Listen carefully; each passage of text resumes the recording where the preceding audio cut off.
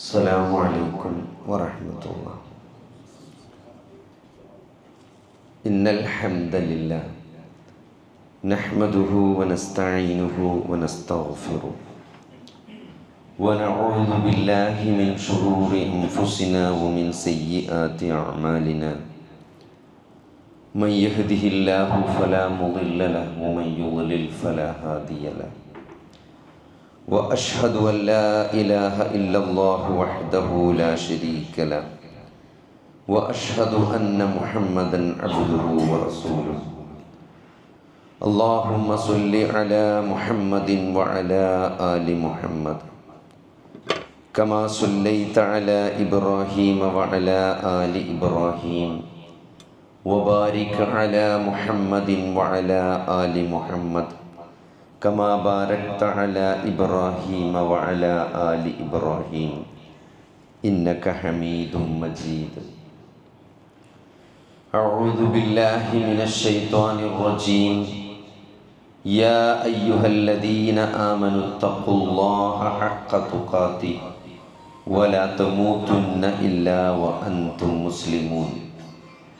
يا أيها الناس اتقوا ربكم الذي خلقكم من نفس واحدة وخلق منها زوجها وبث منهما رجالا كثيرا ونساء واتقوا الله الذي تساءلون به والأرحام إن الله كان عليكم رقيبا. يا أيها الذين آمنوا اتقوا الله وقولوا قولا سديدا يصلح لكم أعمالكم ويغفر لكم ذنوبكم ومن يطع الله ورسوله فقد فاز فوزا عظيما.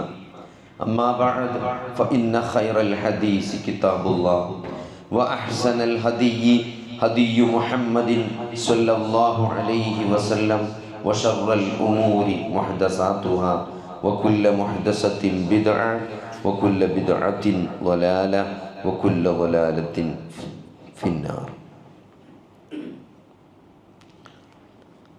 ഏറെ സ്നേഹം നിറഞ്ഞ സത്യവിശ്വാസികളെ, അല്ലാഹു സുബ്ഹാനഹു വ തആലയുടെ ഏറ്റവും വലിയ അനുഗ്രഹങ്ങളിലൊന്നാണ് ആരോഗ്യത്തോടുകൂടി ഈ റമളാനിനെ സാക്ഷിയാകാൻ സാധിച്ചു എന്നത്. അല്ലാഹു ഈ റമളാനിൻ്റെ എല്ലാ പുണ്യങ്ങളും കരസ്ഥമാക്കുന്ന മുത്തഖികളുടെ കൂട്ടത്തിൽ അല്ലാഹു നമ്മളെ ഉൾപ്പെടുത്തുമാറാകട്ടെ. കൂടുതൽ റമളാനിലേക്ക് ഇബാദത്തുകൾ ചെയ്ത് കർമ്മരേഖ സമ്പുഷ്ടമാക്കുവാൻ അല്ലാഹു നമുക്കെല്ലാവർക്കും തൗഫീഖ് നൽകുമാറാകട്ടെ.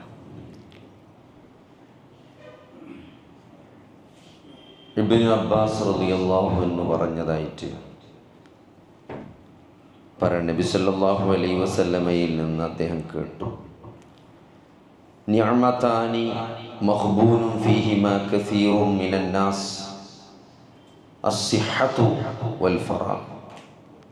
നമ്മളെല്ലാവരും കേട്ട ഒരു ഹദീസാണ്.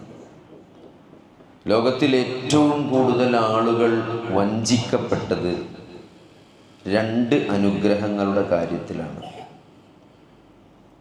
ഒന്ന് ആരോഗ്യമാണ്, രണ്ട് ഒഴിവ് സമയം. ഈ ഹദീസ് കേൾക്കുമ്പോൾ എനിക്ക് ഓർമ്മ വരുന്നു, ഇപ്പോൾ കഴിഞ്ഞ കുറച്ച് ദിവസങ്ങൾക്ക് മുമ്പ് എൻ്റെ ഗുരുനാഥനായ ഗുരുതുല്യം കാണുന്ന ഒരു ചെന്നൈയിലെ ഒരു ഡോക്ടർ, അദ്ദേഹം ഇപ്പോൾ എവിടെയും കുറച്ച് കാലമായിട്ട് കാണുന്നില്ല. എൻ്റെ ഒരു സുഹൃത്തിനോട് ഞാൻ വിളിച്ച് ചോദിച്ചു, എന്താണ് ഇങ്ങനെ ഒന്നും കാണില്ലല്ലോ. അപ്പം അദ്ദേഹം വലിയൊരു സർജറി കഴിഞ്ഞ് അമേരിക്കയിൽ നിന്ന് വന്ന് വിശ്രമിക്കുകയാണെന്നാണ് പറഞ്ഞത്. ഈ ഇന്നത്തെ കാലത്ത് ഇപ്പോൾ പണ്ടൊക്കെ ആൾക്കാർ അമേരിക്കയിലും ലണ്ടനിലൊക്കെ പോയിട്ട് ഓപ്പറേഷൻ ചെയ്യലുണ്ട്. ഇപ്പോൾ ലണ്ടനിലും അമേരിക്കയിലും സൗകര്യങ്ങളൊക്കെ നമ്മളെ നാട്ടിൽ തന്നെ ഉള്ളത് കൊണ്ട് ഇപ്പം അങ്ങനെ നമ്മൾ കേൾക്കലില്ല ലണ്ടനിൽ പോയി ഓപ്പറേഷൻ ചെയ്തു. ഒരാകാംക്ഷ, എന്തോ ഓപ്പറേഷനാണ് ഇതെന്ന് അറിയാനുള്ളത്. അപ്പോൾ ചോദിച്ചപ്പം അദ്ദേഹം പറഞ്ഞു, ശ്വാസകോശം ഹൃദയം ഒന്നിച്ച് മാറ്റി വെച്ചിട്ടുണ്ട്. 30 കോടി റുപ്യയുടെ ചെലവ്. അപ്പോൾ ഒരു 75 വയസ്സ് കഴിഞ്ഞ ഒരാൾ 30 കോടി റുപ്യ ചെലവാക്കിയിട്ട് ഹൃദയം ശ്വാസകോശം മാറ്റി വെച്ചിരിക്കണം.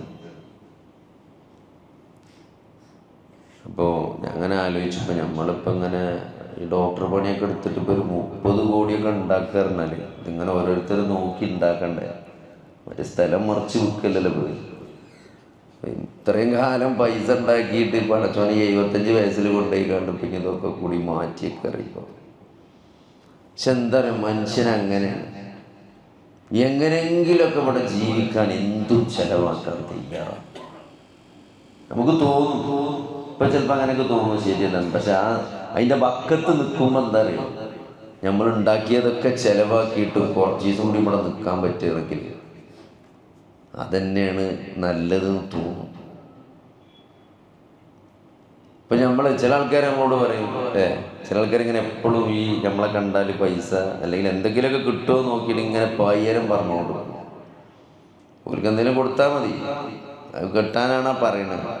എന്നാലും പറയുമ്പോഴല്ല വാക്കുണ്ടല്ലോ, പടച്ചൊന്നും തന്നിട്ടില്ല.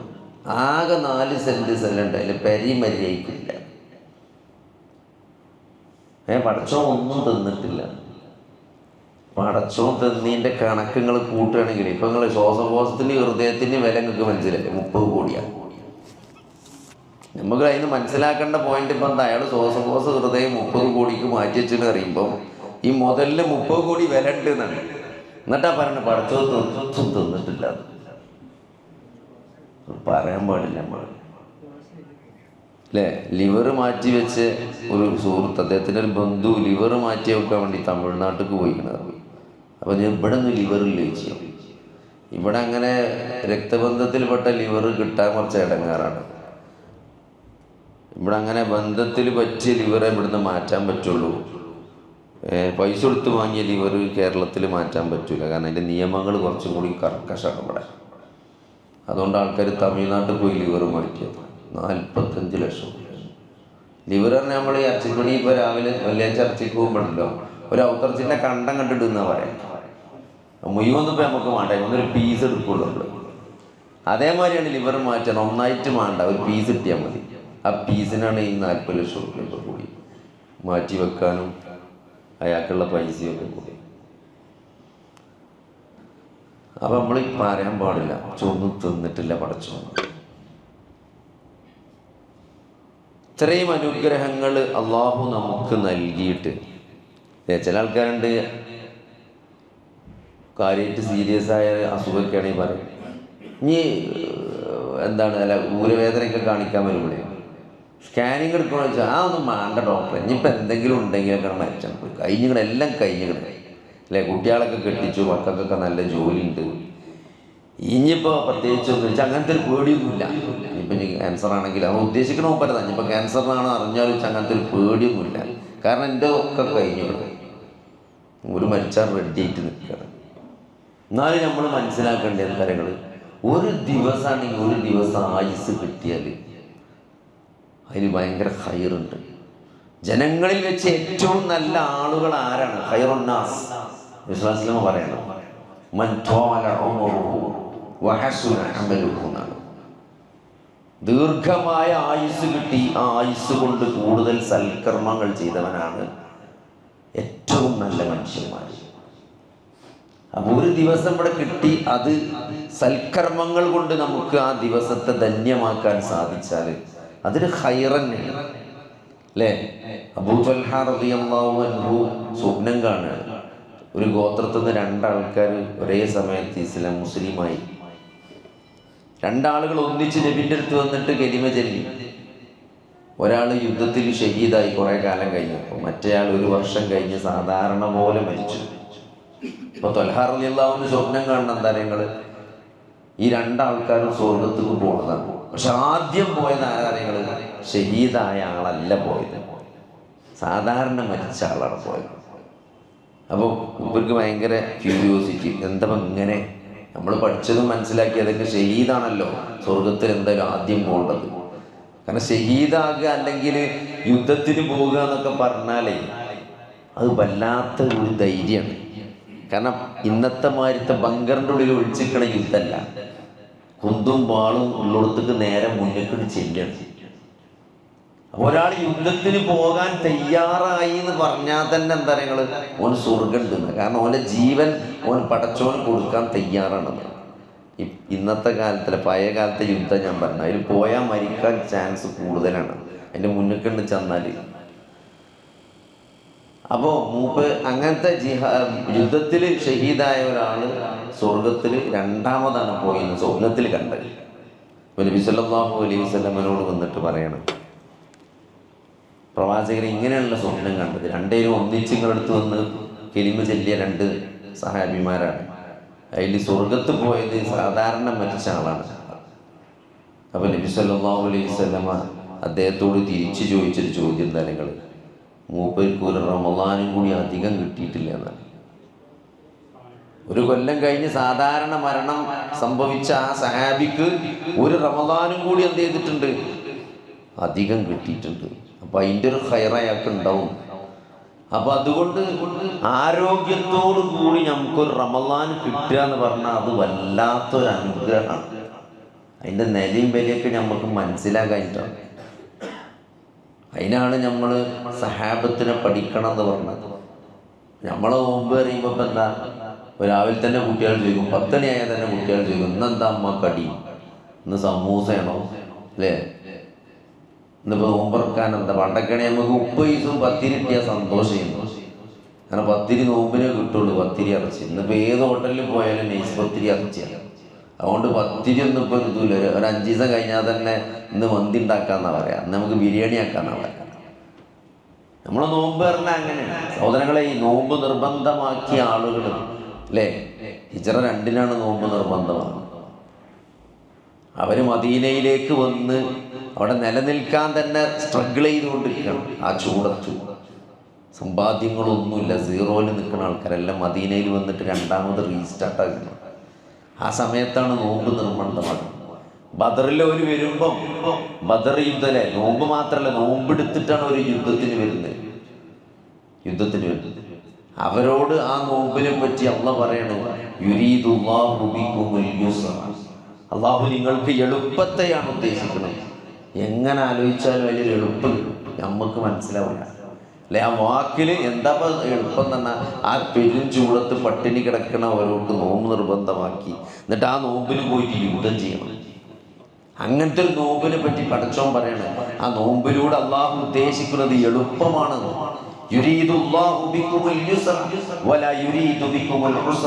അള്ളാഹു നിങ്ങൾക്കൊരു ഇടങ്ങേറ് ഉദ്ദേശിക്കുന്നില്ല.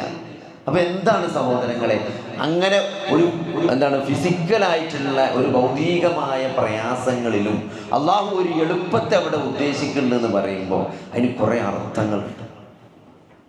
എന്താ ഈ ആരോഗ്യത്തെ പറ്റി പറയുന്നത്, ഇപ്പം ഇങ്ങനെ പ്രസവവും പ്രമേയമൊക്കെ പറ്റി പറയുന്നിട്ട് ഇപ്പോൾ എന്താ ഈ പറയണ വിചാരിച്ചത്, ഇത് നമ്മൾ ആദ്യം മനസ്സിലാക്കണം. എല്ലാവരും എന്താ പറയുക, ഈ നോമ്പ് തുടങ്ങണതിന് മുമ്പ് ലാബിലൊക്കെ ഭയങ്കര തിരക്കാണ്. ഒരു ലാബ് എടുത്ത ആൾ പറഞ്ഞാണ് ഭയങ്കര തിരക്കാണ്, ഒരാഴ്ച ഞാൻ നോക്കണ്ടെന്നാണ് പറഞ്ഞത്. അപ്പം എൻ്റെ എല്ലാവരും പ്രഷറും കൊളസ്ട്രോളും ഷുഗറൊക്കെ നോക്കാൻ വേണ്ടി വരികയാണ് നോമ്പിൻ്റെ മുമ്പേ. ഈ നോമ്പ് കഴിഞ്ഞിട്ട് ഒന്നുകൂടി നോക്കും, എന്ത് മാറ്റാണ് ഈ നോമ്പ് ഉണ്ടാക്കിയത്. പ്രഷറും ഷുഗറും കുറക്കാൻ ഉണ്ടാക്കിയത് നോമ്പ്. കുതിബ അലൈക്കുമുസ് സിയാം കമാ കുതിബ അലല്ലദീന മിൻ ഖബ്ലിക്കും ലഅല്ലക്കും തത്തഖൂൻ എന്ന് ചെറുപ്പത്തിൽ തുടങ്ങിയ നോമ്പാണ്. നിങ്ങളാച്ചു നമ്മൾ നോമ്പിൽക്കാൻ തുടങ്ങി എത്ര കാലായി അല്ലേ. എൻ്റെ ഓർമ്മയിലൊക്കെ മദ്രസിൽ ചെറുപ്പത്തിൽ പോകുമ്പം ഉമ്മ രാവിലെ നീച്ചാൻ മടിയോണ്ട് എന്ത് പറയും, നോൽപ്പാണ് അറിയും. എന്നാ നോൽപ്പന്നെ. മദ്രസിട്ട് വരുമ്പോൾ ഉമ്മ നീച്ച് മുറ്റടിച്ചേരി കഴിഞ്ഞാൽ അമ്മ പറയും എൻ്റെ നോൽപ്പ് 10 മണി വരെ മതി, ഇനി നോൽ മുറിച്ചളറിയും. അപ്പോൾ ആദ്യം നമ്മൾ 10 മദ്രസിട്ട് വരെ നമ്മൾ നോൽപ്പുള്ളൂ, കഴിഞ്ഞാൽ നമ്മൾ നോമ്പ് കഴിഞ്ഞ്. പിന്നെ പറഞ്ഞു 100 കൊടുത്തോളം നോച്ചളാണ്. അങ്ങനെ 100 കൊടുക്കോളം നമ്മൾ നോമ്പ് ഒലിപ്പിച്ചു. അന്ന് തുടങ്ങിയ നോമ്പാണ് നമ്മൾ. എത്ര കാലം നമ്മൾ നോമ്പ് വെച്ചു, ഓരോ കൊല്ലം 30 ദിവസം നമ്മൾ നോമ്പ് ഒലിക്കുന്നുണ്ട്. എന്താ സഹോദരങ്ങളിൽ മാറ്റം ഉണ്ടായത്? പ്രഷറും ഷുഗറും കൊളസ്ട്രോളൊക്കെ നമ്മൾ നോക്കി മാറ്റം ഉണ്ടാക്കുന്നുണ്ട്. തഖ്വ ലഅല്ലക്കും തത്തഖൂൻ, നിങ്ങൾ തഖ്വയുള്ളവരാകണം എന്ന് പറയുമ്പോൾ ഈ നോമ്പ് കൊണ്ട് തഖ്വയിൽ എന്ത് മാറ്റമാണ്. ഒരു നോമ്പ് കഴിഞ്ഞ് 30 ദിവസത്തെ നോമ്പ് കഴിഞ്ഞ് ലിയുകബ്ബിറുല്ലാഹ അലാ മാ ഹദാകും, അള്ളാഹു നിങ്ങൾക്ക് നൽകിയ ഹിദായത്തിൽ നിങ്ങൾ അള്ളാഹുവിനെ തക്ബീർ ചെല്ലാൻ വേണ്ടിയിട്ട് മഹത്വപ്പെടുത്താൻ യുകബ്ബിറുല്ലാഹ അലാ മാ ഹദാകും. ഇതൊക്കെ നോമ്പുമായി ബന്ധപ്പെട്ട് നമ്മൾ ഈ കാലങ്ങളായി നോറ്റുകൊണ്ടിരിക്കുന്ന ഈ നോമ്പ് വിശുദ്ധ ഖുർആനിൽ 4 ആയത്തുണ്ട്. നിസ്കരിക്കണം, വഖീമുസ്സലാത്ത വആത്തുസ്സകാത്ത എത്ര സ്ഥലത്ത് പറയുന്നുണ്ട് അറിയുന്നത്? അള്ളാഹിനെ സൂക്ഷിക്കണം എത്ര സ്ഥലത്ത് പറയുന്നുണ്ട്. പക്ഷേ റമദാനിൽ നോമ്പ് നോൽക്കണം ആകെ 4 ആയത്തിലാ പറയുന്നത്. അതിൽ പറയുന്ന കുറച്ച് കാര്യങ്ങളാണ് ഇതൊക്കെ. യുരീദുല്ലാഹു ബികുമുൽ യുസ്റ, അള്ളാഹു എളുപ്പത്തെ ഉദ്ദേശിക്കുന്നുണ്ട്. വലിതുക്മിലുൽ ഇദ്ദത, നിങ്ങളെ കണക്ക് പൂർത്തിയാക്കണം. എന്താ ഇപ്പൊ പടച്ചോന് എല്ലാ മാസവും 3 ദിവസം നോമ്പ് നിർബന്ധാക്കിയാൽ പോരെ? അങ്ങനല്ല പടച്ചോൻ ചെയ്ത്. ഒരു മാസം തുടർച്ചയായിട്ട് നോമ്പ് പൂർത്തിയാക്കണം. ആ കണക്കൻ പൂർത്തിയാക്കണം എന്നാണ്. അപ്പോഴാണ് നമ്മളെ കൊണ്ട് ചിലത് ഉദ്ദേശിക്കുന്നുണ്ട് പടച്ചോൻ. ലഅല്ലക്കും തത്തഖൂൻ, 30 ദിവസം നമ്മൾ ചില കാര്യങ്ങൾ എന്ത് ചെയ്യുന്നുണ്ട്, ചില കാര്യങ്ങൾ ജീവിതത്തിലെ അടിസ്ഥാനപരമായ കാര്യങ്ങൾ മാറ്റിവെച്ച് അള്ളാഹ്ക്ക് വേണ്ടിയിട്ട്. അത് നമ്മൾ എന്താണ് തെളിയിക്കുന്നത്? ബാക്കി കാലത്ത് നമ്മൾ എന്തിനും തയ്യാറാണ് എന്നാണ്. അതാണ് തഖ്വ എന്ന് പറഞ്ഞത്. വെറും രാവിലെ മുതൽ വൈകുന്നേരം വരെ പട്ടിണി കിടക്കലല്ല തഖ്വ. അപ്പം ആ തഖ്വ നമ്മൾ ജീവിതത്തിൽ കൈവരിക്കണം. എന്താ പറയുക? അല്ലാഹുമ്മ ഗഫിർലി വർഹംനി വർസുഖ്നി വഹ്ദിനി വഹാഫിനി. നമ്മൾ സുജൂദിന്റെ ഇടയിൽ ചെല്ലണ പ്രാർത്ഥനയാണത്.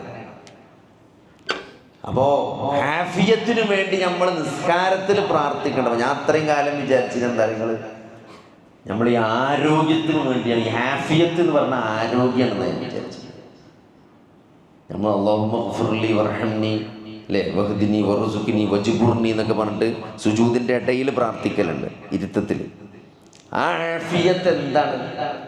ഹാഫിയത്തിന് പണ്ഡിതന്മാർ കൊടുത്ത അർത്ഥമുണ്ട്. അതിൽ ആദ്യത്തെ മുആഫാത്ത് എന്ന് പറഞ്ഞാൽ വിശ്വാസത്തിൽ അഖീദയിലുള്ള മുആഫാത്താണ്.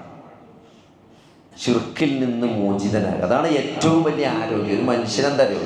ഒരു മനുഷ്യന്റെ ആരോഗ്യം എന്ന് പറഞ്ഞാൽ ശാരീരികവും മാനസികവുമായ ആരോഗ്യം ഉണ്ട് എന്നാണ് WHO പറയുന്നത്.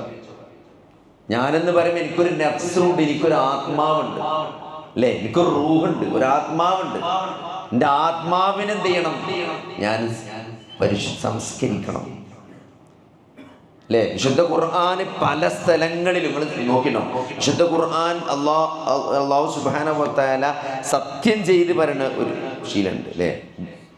വൽ അസ്ർ, കാലം തന്നെയാണ് സത്യം. അപ്പൊ സത്യം ചെയ്ത് പറയുമ്പോൾ നമ്മൾ മനസ്സിലാക്കുക എന്താണ്? അള്ളാഹു ഒരു കാര്യത്തെക്കുറിച്ച് സത്യം ചെയ്യുമ്പം അവിടെ 2 കാര്യങ്ങളാണ്. ഒന്ന്, എന്തിനെക്കുറിച്ചാണ് അള്ളാഹു സത്യം ചെയ്ത് പറയുന്നത് എന്നുള്ളതാണ്. കാലം തന്നെയാണ് സത്യം. എന്നിട്ടോ നമ്മളെ ചില കാര്യങ്ങൾ നമ്മളെ ശ്രദ്ധയിൽ കൊണ്ടുവരാൻ വേണ്ടിയിട്ടാണത്. ഇന്നൽ ഇൻസാന ലഫീ ഖുസ്ർ, തീർച്ചയായും മനുഷ്യൻ നഷ്ടത്തിലാണ് എന്ന് പറയാം. ആ പറയുന്ന കാര്യം നമ്മൾ ഒന്നും കൂടി ശ്രദ്ധിക്കാൻ വേണ്ടിയിട്ടാണ് അല്ലാഹു സുബ്ഹാനഹു വ തആല എന്ത് പറഞ്ഞത്? അവിടെ വൽ അസ്ർ സത്യം ചെയ്ത് പറഞ്ഞത്. നിങ്ങൾ നോക്കിയിട്ടുണ്ടോ? വിശുദ്ധ ഖുർആനിൽ ഏറ്റവും കൂടുതൽ അടുപ്പിച്ച് സത്യം ചെയ്ത് പറഞ്ഞത് എവിടെ അറികൾ? വശംസി വദുഹാഹ വൽ ഖമരി ഇദാ തലാഹ വന്നഹാരി ഇദാ ജല്ലാഹ വല്ലൈലി ഇദാ യഗ്ഷ. അതൊക്കെ സത്യം ചെയ്യണം. വിഷയം പറഞ്ഞിട്ടില്ല. ഇത്രയും കാര്യങ്ങളെ ഒന്നിച്ച് അല്ലേ. വൽ അർളി വമാ വസ്സമാഇ വമാ ബനാഹ വൽ അർളി വമാ തുഹാഹ വനഫ്സിൻ വമാ സവ്വാഹ ഫഅൽഹമഹ ഫുജൂറഹ വതഖ്വാഹ. ഇത്രയും കാര്യങ്ങൾ സത്യം ചെയ്തിട്ട് പടച്ചോൻ പറയാണ് ഖദ് അഫ്ലഹ മൻ സക്കാഹ. ആരാണ് ആ നഫ്സിനെ പരിശുദ്ധപ്പെടുത്തിയത്? അവൻ വിജയിച്ചു. വഖദ് ഖാബ മൻ ദസ്സാഹ. വിശുദ്ധ ഖുർആനിൽ വേറെ എവിടെയും ഇങ്ങനെ കാണാൻ പറ്റില്ല. ഇത്രയും കാര്യങ്ങളെക്കുറിച്ച് സാധാരണ 1-2 സത്യം പടച്ചോൻ ചെയ്യുള്ളൂ. ഇത്രയും കാര്യങ്ങളെക്കുറിച്ച് സത്യം ചെയ്തിട്ട് പടച്ചോൻ പറയാണ് ആ നഫ്സിനെ ആരാണ് പരിശുദ്ധപ്പെടുത്തിയത് അല്ലേ, അവൻ വിജയിച്ചു. അപ്പൊ അതിനുള്ളൊരവസരമാണ് വിശുദ്ധ റമളാനിലെ ഈ നോമ്പ് എന്ന് പറഞ്ഞത്. നമ്മൾ കൊണ്ട് നടക്കുന്ന ഈ സ്വകാര്യമായ തെറ്റുകൾ, ആർക്കും അറിയാത്ത കുറേ ദുശ്ശീലങ്ങൾ നമ്മളെടുത്തുണ്ടാവും. അതൊക്കെ അതിൽ നിന്നൊക്കെ ഒന്ന് മാറി നിൽക്കാൻ, അതിൽ നിന്ന് അകന്നു നിൽക്കാൻ, അല്ലേ? നമ്മുടെ സ്വഭാവത്തിൽ മാറ്റം. നമ്മളെ മോശമായ സ്വഭാവങ്ങൾ, നമ്മൾ ദേഷ്യക്കാരനാണെങ്കിൽ ഈ റമളാൻ കഴിയുന്നതോടുകൂടി നമ്മൾ ദേഷ്യത്തെ നമ്മൾ മാറ്റി. അസൂയക്കാരനാണെങ്കിൽ ആ അസൂയതോടുകൂടി അവസാനിപ്പിക്കണം. നമ്മൾ അഹങ്കാരിയാണെങ്കിൽ ആ അഹങ്കാരം ഈ നോമ്പോടുകൂടി നിൽക്കണം. അല്ലെങ്കിൽ എല്ലാ പിശുക്കനാണെങ്കിൽ ആ പിശുക്ക് ഈ നോമ്പോടുകൂടി അവസാനിക്കണം. അള്ളാഹുവിൻ്റെ മാർഗത്തിന് നമ്മൾ നന്നായിട്ട് ധനം ചെലവഴിച്ചിട്ട് നമ്മൾ ആ ദുശ്ശീലം മാറ്റിയെടുക്കണം. അപ്പം അതിനൊക്കെ ഉള്ളൊരവസരമാണ് ഈ റമളാൻ എന്ന് പറയുന്നത്. അപ്പം അതിന് നമ്മുടെ ആരോഗ്യത്തോടെ എത്രയോ ആളുകൾക്ക് നോമ്പ് നോക്കാൻ പറ്റാത്തവരുണ്ട്. അള്ളാഹു അവർക്കെല്ലാം എന്തിട്ട് അടുത്ത റമളാനിൽ നോമ്പ് നോക്കാൻ തൗഫീഖ് കൊടുക്കട്ടെ. അപ്പോൾ നമ്മൾ ആരോഗ്യത്തിന് വേണ്ടി പ്രാർത്ഥിക്കുമ്പോൾ, അല്ലേ, നമ്മൾ നല്ല ആരോഗ്യം ഇബാദത്ത് ചെയ്യാനുള്ളൊരു തൗഫീഖ്, അത് എന്താണ് ഏറ്റവും കൂടുതൽ നബി സല്ലല്ലാഹു അലൈഹി വസല്ലമ നമസ്കാരത്തിൻ്റെ ശേഷമൊക്കെ പ്രാർത്ഥിച്ചിരുന്നു എന്നാണ്. അല്ലാഹുമ്മ അഇന്നി അലാ ദിക്രിക വശുക്രിക വഹുസ്നി ഇബാദതിക. അതാണ് റസൂൽ ഏറ്റവും കൂടുതൽ പ്രാർത്ഥിച്ച പ്രാർത്ഥനകളിൽ ഒന്നായിട്ട് നമുക്ക് കാണാൻ പറ്റും. അല്ലാഹുമ്മ, അല്ലാഹുവേ, അഇന്നി, നീ എന്നെ സഹായിക്കണം, അലാ ദിക്രിക വശുക്രിക, നിന്നെ ഓർക്കാനും നിനക്ക് നന്ദി കാണിക്കാനും, വഹുസ്നി ഇബാദതിക, എൻ്റെ ഇബാദത്ത് നന്നാക്കാനും. അപ്പം അതൊരു തൗഫീഖ് തന്നെയാണ്. നോമ്പ് ഈ റമളാനിൽ നോമ്പ് നോൽക്കാൻ, നിസ്കരിക്കാൻ, അല്ലേ, അതേപോലെ തന്നെ ഓരോ ഏറ്റവും നല്ല നിസ്കാരം ഏതാ? അത് അള്ളാനെ ഏറ്റവും നന്നായി ഓർക്കുന്ന നിസ്കാരമാണ് ഏറ്റവും നല്ല നിസ്കാരം. ഏറ്റവും നല്ല നോമ്പ് ഏതാ? ഏത് ഇബാദത്താണെങ്കിലും അത് ഏറ്റവും നന്നാകുക എപ്പോഴാണ്? അതിൽ ഏറ്റവും കൂടുതൽ അള്ളാനെ ഓർക്കുമ്പോഴാണ്. ഹജ്ജാണെങ്കിലും നോമ്പാണെങ്കിലും നിസ്കാരമാണെങ്കിലും ഒക്കെ നമ്മൾ അള്ളാഹുവിനെ കൂടുതൽ ഓർക്കുന്ന സന്ദർഭങ്ങളിലാണ് ആ ഇബാദത്ത് എന്ത് ചെയ്യുന്നത്? പഠിച്ചോനും വേണ്ടിയാണ് ചെയ്യുന്നത്, അല്ലേ? ആ ഒരു ബോധത്തോടു കൂടി ചെയ്യുമ്പോഴാണ്. അപ്പം ഇവിടെ നമുക്കിങ്ങനെ നല്ലൊരു റമളാൻ നമുക്ക് കിട്ടണമെങ്കിൽ എന്ത് വേണം? നമുക്ക് നല്ല ആരോഗ്യം ഉണ്ടാകണം. അപ്പം ഇവിടെ നമ്മൾ മനസ്സിലാക്കേണ്ട, ആരോഗ്യവുമായി ബന്ധപ്പെട്ട് പറയുമ്പോൾ നമ്മളെ നാട്ടിലെ വലിയൊരു പ്രശ്നം എന്താ വെച്ചാൽ ഈ പ്രമേഹവും പ്രഷറും തുടങ്ങിയ ജീവിതശൈലി രോഗങ്ങളാണ്. എല്ലായിടത്തും അങ്ങനെ തന്നെയാണ്. പക്ഷെ നമ്മളെ നാട്ടിലിപ്പോൾ ഒന്ന് ഈ സ്ട്രോക്ക്, അറ്റാക്ക് ഒക്കെ വരുന്ന ആളുകളുടെ പ്രായം വളരെയധികം കുറഞ്ഞു വരികയാണ്. പണ്ടൊക്കെ ഒരു സ്ട്രോക്ക് എന്ന് പറഞ്ഞാൽ നമ്മളെ വല്യപ്പ നല്ല പ്രായമായ ഒരാൾക്കാണ് സാധാരണഗതി സ്ട്രോക്ക് വരിക. അത് പിന്നെ അങ്ങനെ ഒരു കടന്ന് അങ്ങനെ പോവുക ചെയ്യുക. അത് ഒരു പോകാനുള്ള ഒരു മുന്നൊരുക്കമായിട്ടാണ് സാധാരണ ഇത് നമ്മൾ കാണുന്നത്. ഇന്ന് അങ്ങനെയല്ല. ഇനി നമ്മളെ ഫിസിയോതെറാപ്പിയിൽ എവിടെ ചെന്നാലും നമ്മൾ കാണുന്നത് വളരെ പ്രായം കുറഞ്ഞ ആളുകളാണ്. നമ്മൾ അത്ഭുതപ്പെടുത്തുന്ന ഒരു പ്രായം കുറഞ്ഞ ഒരാൾക്ക് സ്ട്രോക്ക് വരിക എന്ന് പറയുമ്പോൾ ആ സ്ട്രോക്ക് വരുന്നത് മാത്രമല്ല അതിലെ പ്രശ്നം, അയാളെ ചികിത്സിക്കുക എന്നുള്ള വലിയൊരു ടാസ്ക് ഉണ്ട്. ഒരു വീട്ടിലേക്ക് വരുമാനം കൊണ്ടുവരുന്ന ഒരാൾ രോഗിയായി പോകുക, അതും പെട്ടെന്ന് തിരിച്ചു വരാൻ പറ്റാത്തൊരു അസുഖമാണ്. ഒരു ടൈഫോയിഡോ ഒരു പനിയൊക്കെ ആണെങ്കിൽ 2 ആഴ്ച 3 ആഴ്ച, ഒരു മഞ്ഞപ്പിത്തം വന്ന 1 മാസം റെസ്റ്റ് എടുത്താൽ തിരിച്ച് ജോലിയിലേക്ക് കയറാൻ പറ്റും. ഇവിടെ സ്ട്രോക്ക് വരിക എന്ന് പറയുമ്പോൾ പിന്നെ അടുത്ത പണിക്ക് പിന്നെ തിരിച്ചു വരാൻ കഴിയില്ല.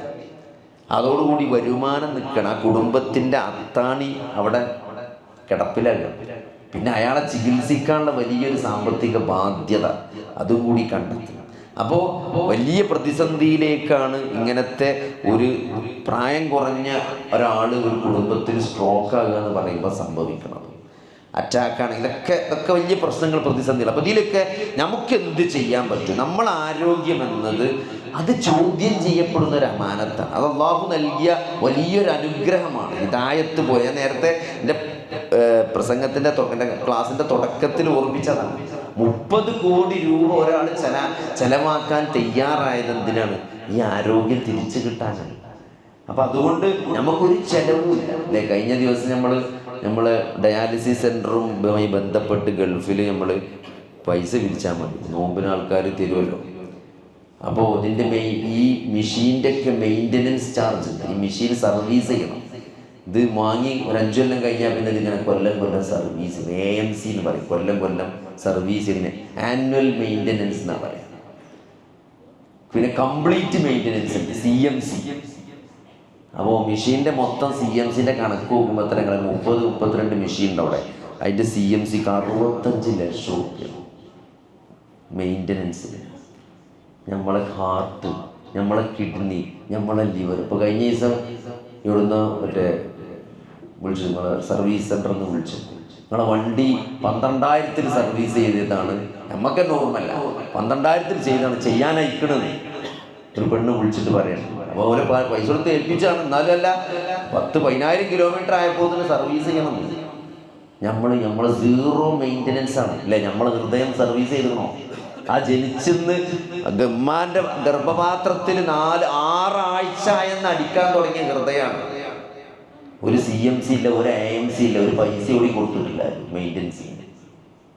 ഇത്രയ്ക്ക് അള്ളാഹു നമുക്ക് അനുഗ്രഹങ്ങൾ ചെയ്തു തന്നിട്ട് അത് നല്ലപോലെ കൊണ്ടെടുക്കുക എന്നുള്ളൊരു ഉത്തരവാദിത്തം, അത് വലിയ ഒരു സീരിയസ് ആയിട്ടുള്ള ചോദ്യം ചെയ്യപ്പെടുന്ന അമ്മാനം തന്നെയാണ്.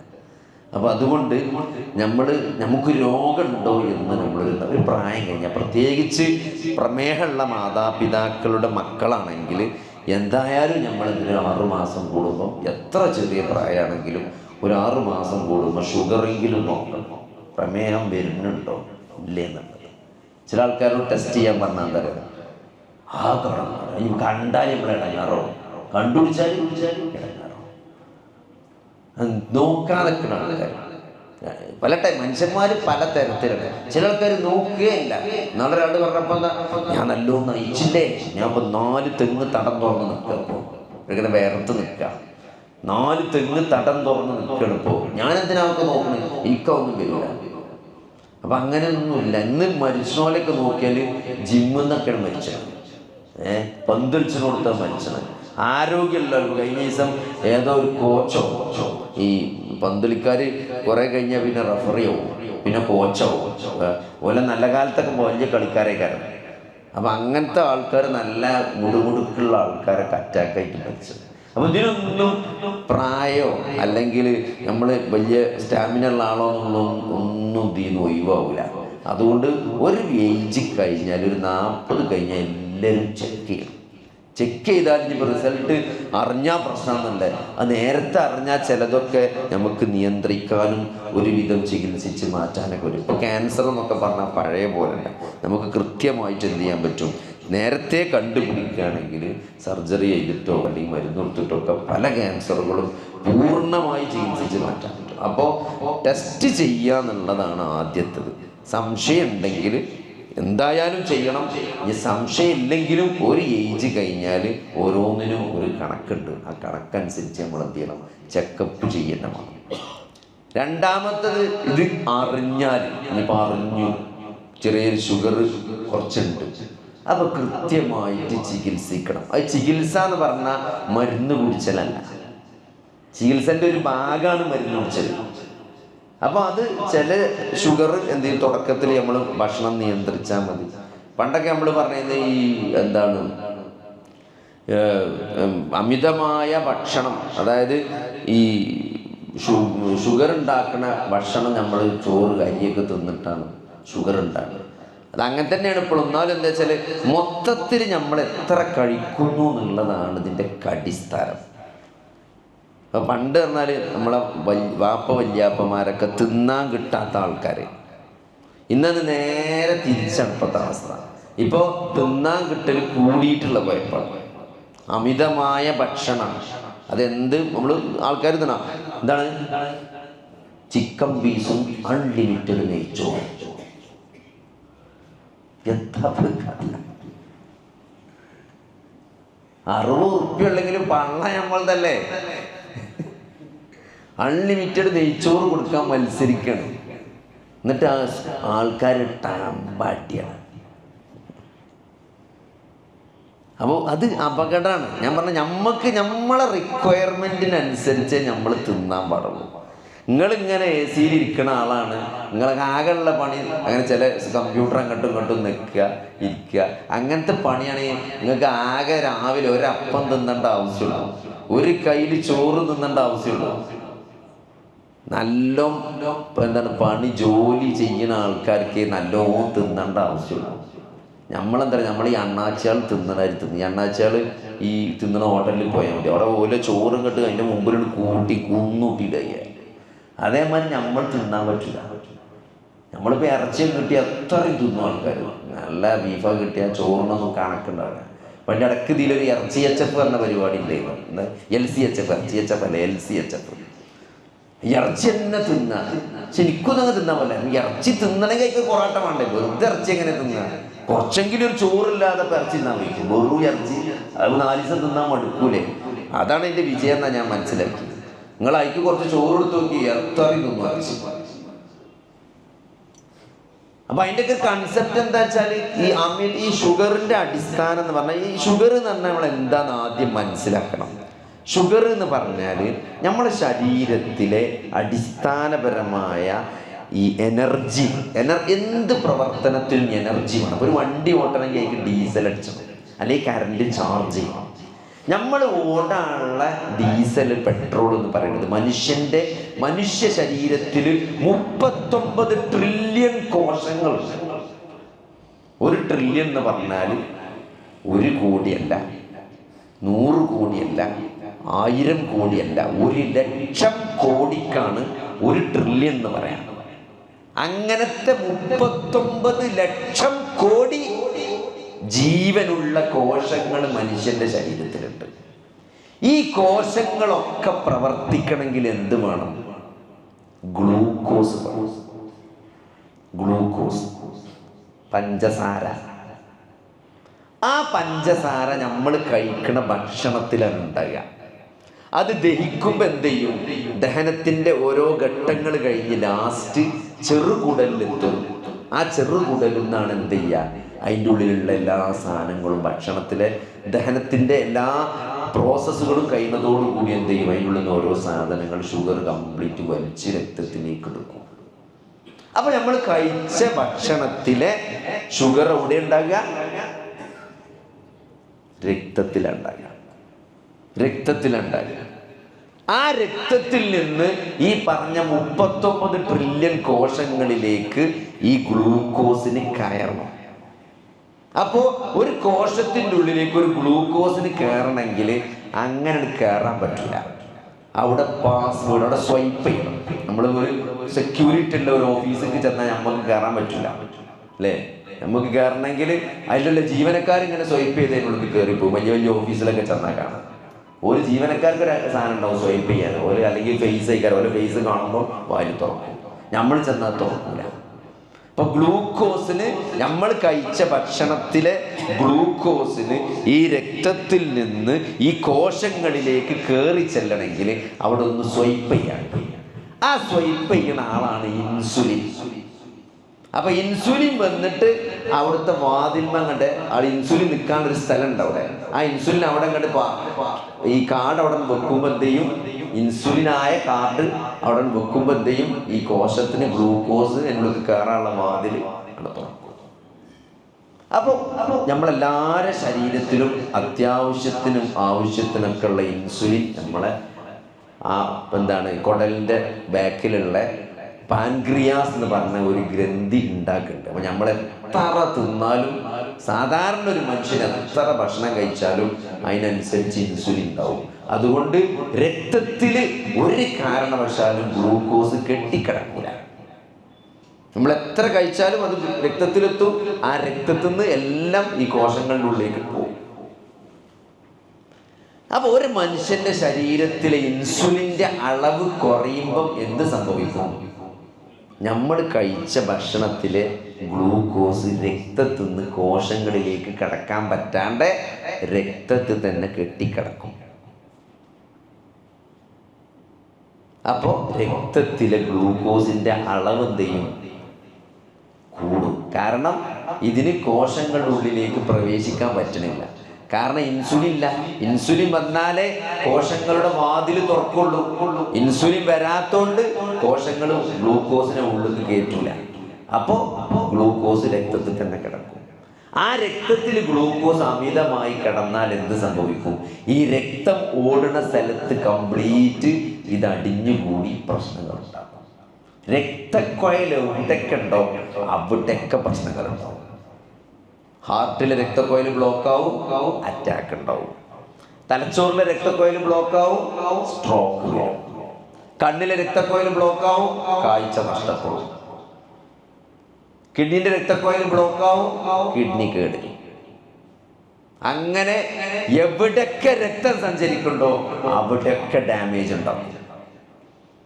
അതുകൊണ്ട് ഷുഗർ എന്ന് പറഞ്ഞാൽ വലിയ മഹാവില്ലനാണ്. അപ്പൊ അതിനെന്ത് വേണം? ഈ രക്തത്തിൽ ഒരു കാരണവശാലും ഗ്ലൂക്കോസ് കൂടി നിൽക്കാൻ പാടില്ല. അതിനെ പെട്ടെന്ന് അവിടുന്ന് മാറ്റണം. അപ്പോ ഇൻസുലിന്റെ അളവ് കുറഞ്ഞത് കൊണ്ടാണല്ലോ ഇതുണ്ടായത്. അപ്പൊ എന്ത് ചെയ്യണം? ഇൻസുലിന്റെ അളവ് കൂട്ടണം. ഇൻസുലിന്റെ അളവ് കൂട്ടണം. അല്ലെങ്കിൽ എന്ത് ചെയ്യണം? വരുന്ന ഷുഗറിന്റെ ലോഡ് കുറക്കണം. നമ്മളെ രക്തത്തിലേക്ക് വരുന്ന ഷുഗർ ഇടുന്നാ വരുന്നേ, നമ്മൾ കഴിച്ച ഭക്ഷണത്തിൽ നിന്നാ വരുന്നേ. അപ്പൊ ആ ലോഡ് കുറക്കണം. പോർട്ടർമാര് മാറ്റാനില്ലെങ്കിൽ എന്ത് ചെയ്യണം? ഇങ്ങോട്ട് ലോഡ് ഇറക്കണ്ടെന്ന് പറയണം. അല്ലെങ്കിൽ ബ്ലോക്കാവും, ട്രാഫിക് ബ്ലോക്കാവും. ലോറി എങ്ങനെ വന്ന് കെട്ടിക്കിടക്കും ഇറക്കാൻ ആളില്ലെങ്കിൽ. അപ്പൊ അതേമാതിരി നമ്മൾ എന്ത് ചെയ്യണം? അപ്പൊ ഷുഗർ കൂടുതലുള്ള ഭക്ഷണങ്ങൾ ഏതൊക്കെയാണ്? ഒന്ന്, മധുരമുള്ള എല്ലാ സാധനങ്ങളിലും ഗ്ലൂക്കോസിന്റെ അളവ് വളരെ കൂടുതലായിരിക്കും. രണ്ടാമത്തത് അന്നജം അല്ലെങ്കിൽ കാർബോഹൈഡ്രേറ്റ് ഉള്ള സാധനങ്ങൾ. അത് എന്ന് പറഞ്ഞാൽ ഗ്ലൂക്കോസ് ഇങ്ങനെ അട്ടിക്കട്ടിക്ക് കിടക്കുകയാണ്. അതിങ്ങനെ മുറിച്ച് കൊണ്ടുവന്നാൽ പിന്നൊക്കെ ഗ്ലൂക്കോസ് കഴിക്കാൻ.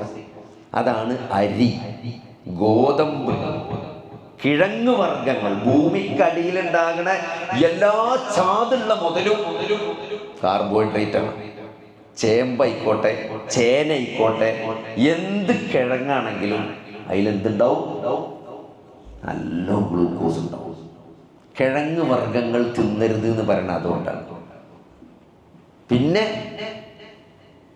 അരി, ഗോതമ്പ്, ഇതിലാണ് ഏറ്റവും കൂടുതൽ ഗ്ലൂക്കോസ് ഉള്ളത്. അത് കഴിച്ചാൽ പെട്ടെന്ന് ഗ്ലൂക്കോസ് ആവും.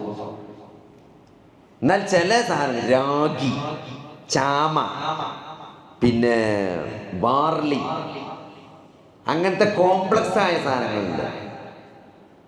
ആ സാധനങ്ങൾ എന്താണ്? അതിൽ കാർബോഹൈഡ്രേറ്റ് കിട്ടണമെങ്കിൽ ദഹിച്ച് കുറേ കഴിച്ചുമ്പോഴേ വരുള്ളൂ. അതിൻ്റെ അളവും കുറവേ. കാരണം അത് കിട്ടണമെങ്കിൽ നല്ല പണിയെടുക്കണം. അതായത് ദഹിപ്പിക്കാൻ തന്നെ ചെലവുണ്ട്. അതിന് കുറേ ഗ്ലൂക്കോസ് ചിലവാകും. അത് ദഹിച്ച് അതിന് എന്തെങ്കിലും കിട്ടണമെങ്കിൽ.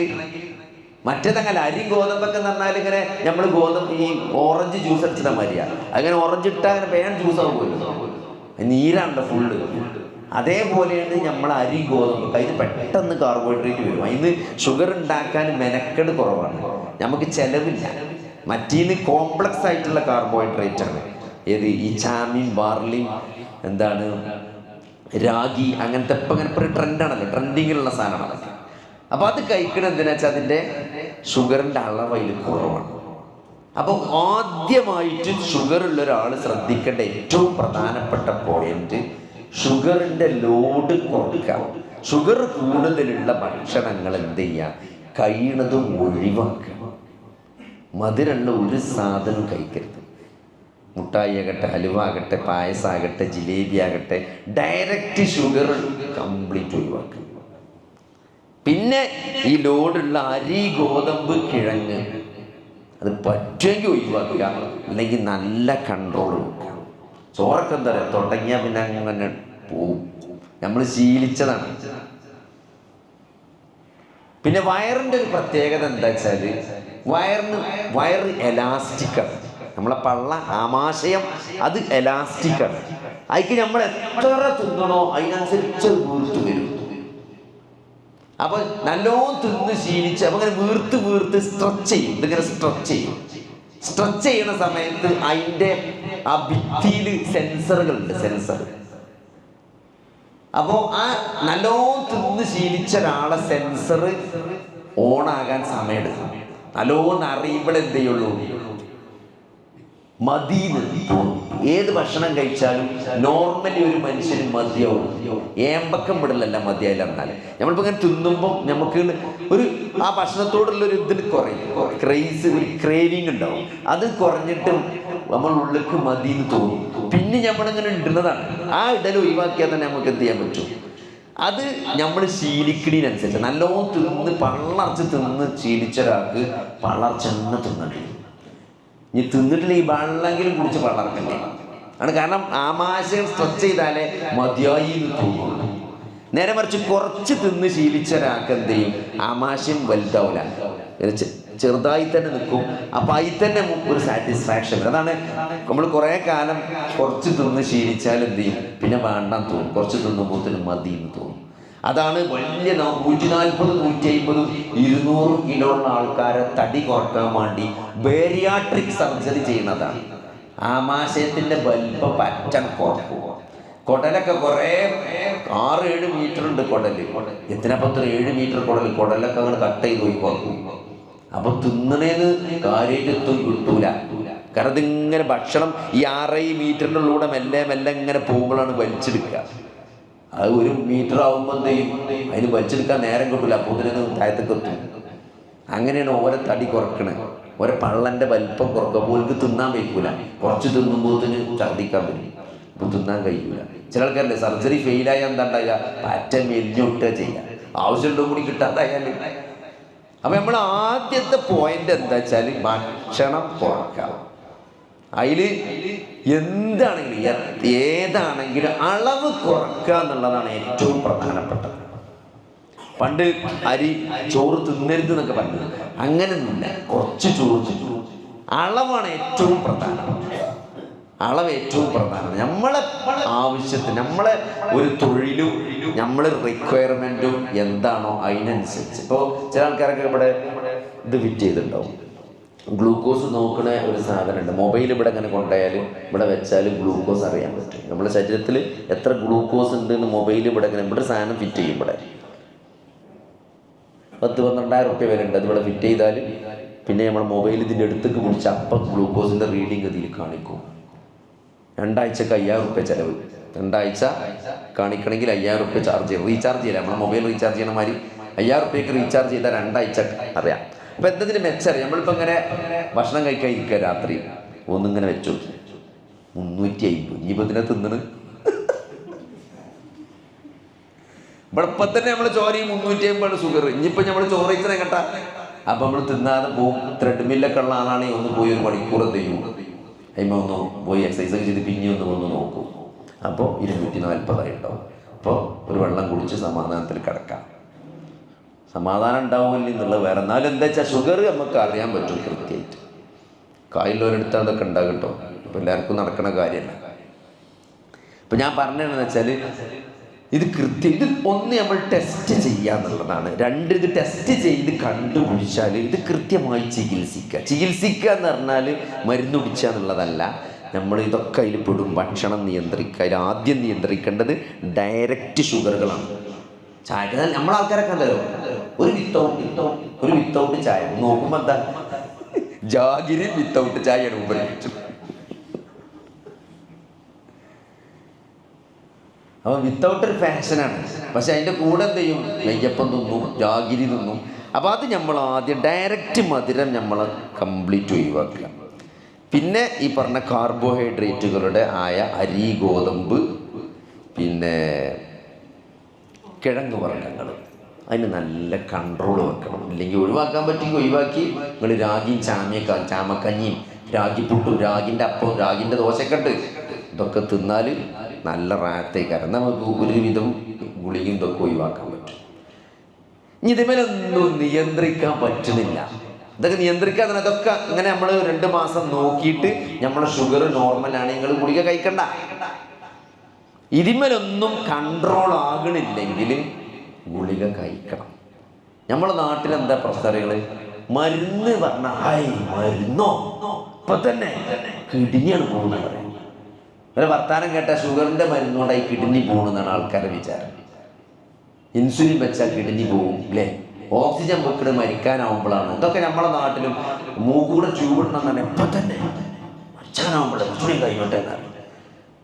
മരിച്ചാതെക്കാനാണ് മൂക്കൂടെ ട്യൂബിടുന്ന എപ്പോഴാണ്, ഭക്ഷണം കിട്ടാനാണ്. ഈ ഗ്ലൂക്കോസിൻ്റെ വെള്ളം കുടിച്ചാൽ, ഗ്ലൂക്കോസ് കയറ്റിയാൽ ഒരു മനുഷ്യന് ആവശ്യമുള്ള ന്യൂട്രിയൻസ് ഒന്നും കിട്ടൂല.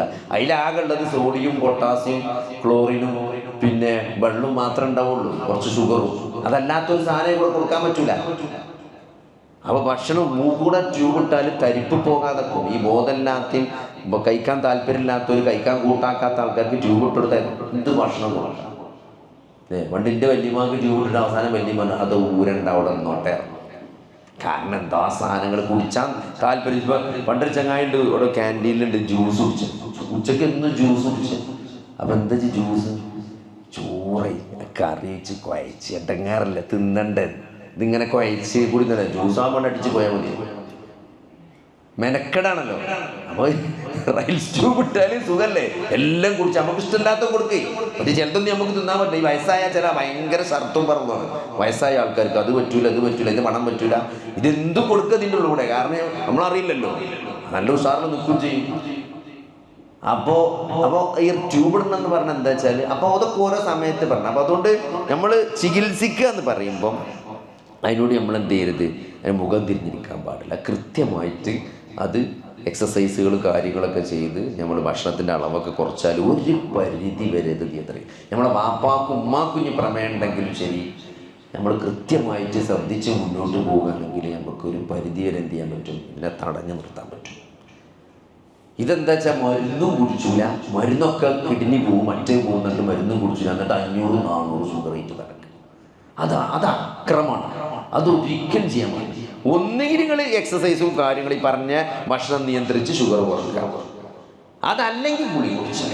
ഇത് രണ്ടും ഇല്ല എന്ന് പറഞ്ഞാൽ വലിയ അക്രമമാണ്. കാരണം എന്താ പറയുക, ഇത് ഒരു ദിവസം കൊണ്ടോ 2 ദിവസം കൊണ്ടോ ഈ കിഡ്നിയൊന്നും കേടില്ല. 5, 6, 8 കൊല്ലം കഴിഞ്ഞിട്ട് അനിയന്ത്രിതമായ ഗ്ലൂക്കോസും പ്രഷറും ഒക്കെ കുറേ കാലം കൊണ്ടടക്കുമ്പോഴാണ് ഇത് സ്ട്രോക്കായിട്ട് മാറുക, ഇത് അറ്റാക്കായിട്ട് മാറുക, ഇത് കിഡ്നി പോവുക. അതല്ലാതെ ഒരു ദിവസം കൊണ്ട് 2 ദിവസം കൊണ്ട് പോകില്ല. അതാണ് ചില ആൾക്കാർ പറയുന്നത്, എൻ്റെ ഷുഗർ 500 നാളെ ഒരാളിനോട് പറഞ്ഞു എൻ്റെ ഷുഗർ നോർമൽ എന്ന് പറഞ്ഞാൽ 300 അത്ര.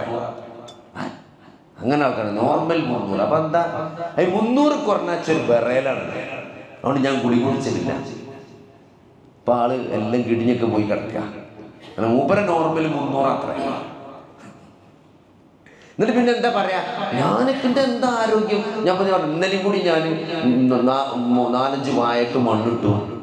ഞാൻ ഇപ്പോൾ ഷുഗർ 500. ഞാൻ ഇപ്പോൾ ഇന്നലെ കല്യാണത്തിന് ഞാൻ 3 ഗ്ലാസ് പായസം കുടിച്ചു. 3 ഗ്ലാസ് പായസം കുടിച്ചു. ഒരു കുഴപ്പമില്ല. 4 വായക്ക് മണ്ണിട്ട് കുളിരാ മൂപ്പര് 500 കുഴപ്പമൊന്നുമില്ല. സംഭവം ശരി. അങ്ങനെ ഡയലോഗ് അടിച്ച ആളുകളുടെ ഡയലോഗിൽ നിങ്ങൾ ഒരിക്കലും വഞ്ചിതരാകരുത്. കുറച്ച് കഴിഞ്ഞാൽ കിടപ്പിലാവും. അത് 4-5 കൊല്ലം വലിയ കുഴപ്പമൊന്നുമില്ലാതെ അങ്ങനെ പോവും. പിന്നെ അങ്ങനെ ചെറിയൊരു തരിപ്പ് വരും, കാലിലൊരു മുറി ഉണ്ടായിട്ട് ഉണങ്ങിയില്ല.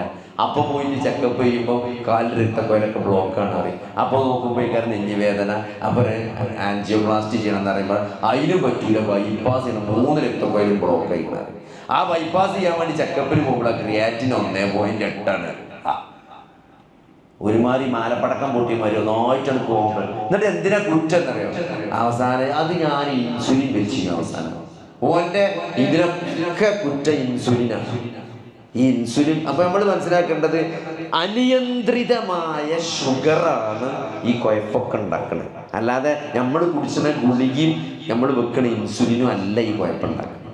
പിന്നെ ഇൻസുലിൻ വെക്കണം എന്ന് പറയുമ്പോൾ ഇന്ന് ആധുനിക വൈദ്യശാസ്ത്രം മനസ്സിലാക്കിയതനുസരിച്ച് ഇൻസുലിൻ എത്രയും നേരത്തെ തുടങ്ങണോ അത്രയും നല്ലതാണെന്നാണ്. കാരണം അടിസ്ഥാനപരമായി ഇവിടുത്തെ കാരണം ഇൻസുലിൻ്റെ കുറവാണ്. അപ്പോൾ ഇൻസുലിൻ പുറത്തുനിന്ന് വെക്കുമ്പോൾ എന്തുണ്ടാവും, കുറച്ച് ഇൻസുലിൻ, അതായത് ഒരു 100 യൂണിറ്റ് ഉണ്ടാകേണ്ട സ്ഥലത്ത് നമ്മളെ ശരീരത്തിൽ ഇപ്പോൾ 80 യൂണിറ്റ് ഉണ്ടാകണുള്ളൂ. അപ്പോൾ 20 യൂണിറ്റ് നമ്മൾ പുറത്തുനിന്ന് വെച്ചാൽ നമ്മളെ സിസ്റ്റം കുഴപ്പമില്ലാണ്ട് പോകും. നേരെ മറിച്ച് നമ്മൾ ചില പ്രത്യേക ഗുളികകളുണ്ട്, ഇൻസുലിൻ്റെ പ്രൊഡക്ഷൻ കൂട്ടാനുള്ള ഗുളിക ഉണ്ട്. ആ ഗുളിക ഒരു പരിധിയിൽ കൂടുതൽ ഇൻസുലിൻ വെക്കാനുള്ള മടിയുകൊണ്ട് ഗുളികൻ്റെ ഡോസ് കൂട്ടിയാൽ എന്താ സംഭവിക്കുക ചോദിച്ചാൽ, ഈ ഉണ്ടാകുന്ന ഇൻസുലിൻ എന്ത് ചെയ്യും, അത് പെട്ടെന്ന് നിൽക്കും. അതായത് നമ്മൾ കറവ പറ്റാനായ പശുവിനെ നമ്മൾ കറന്ന് പാലുണ്ടാക്കിയാൽ അത് വേഗം കറവ പറ്റുക ചെയ്യുക.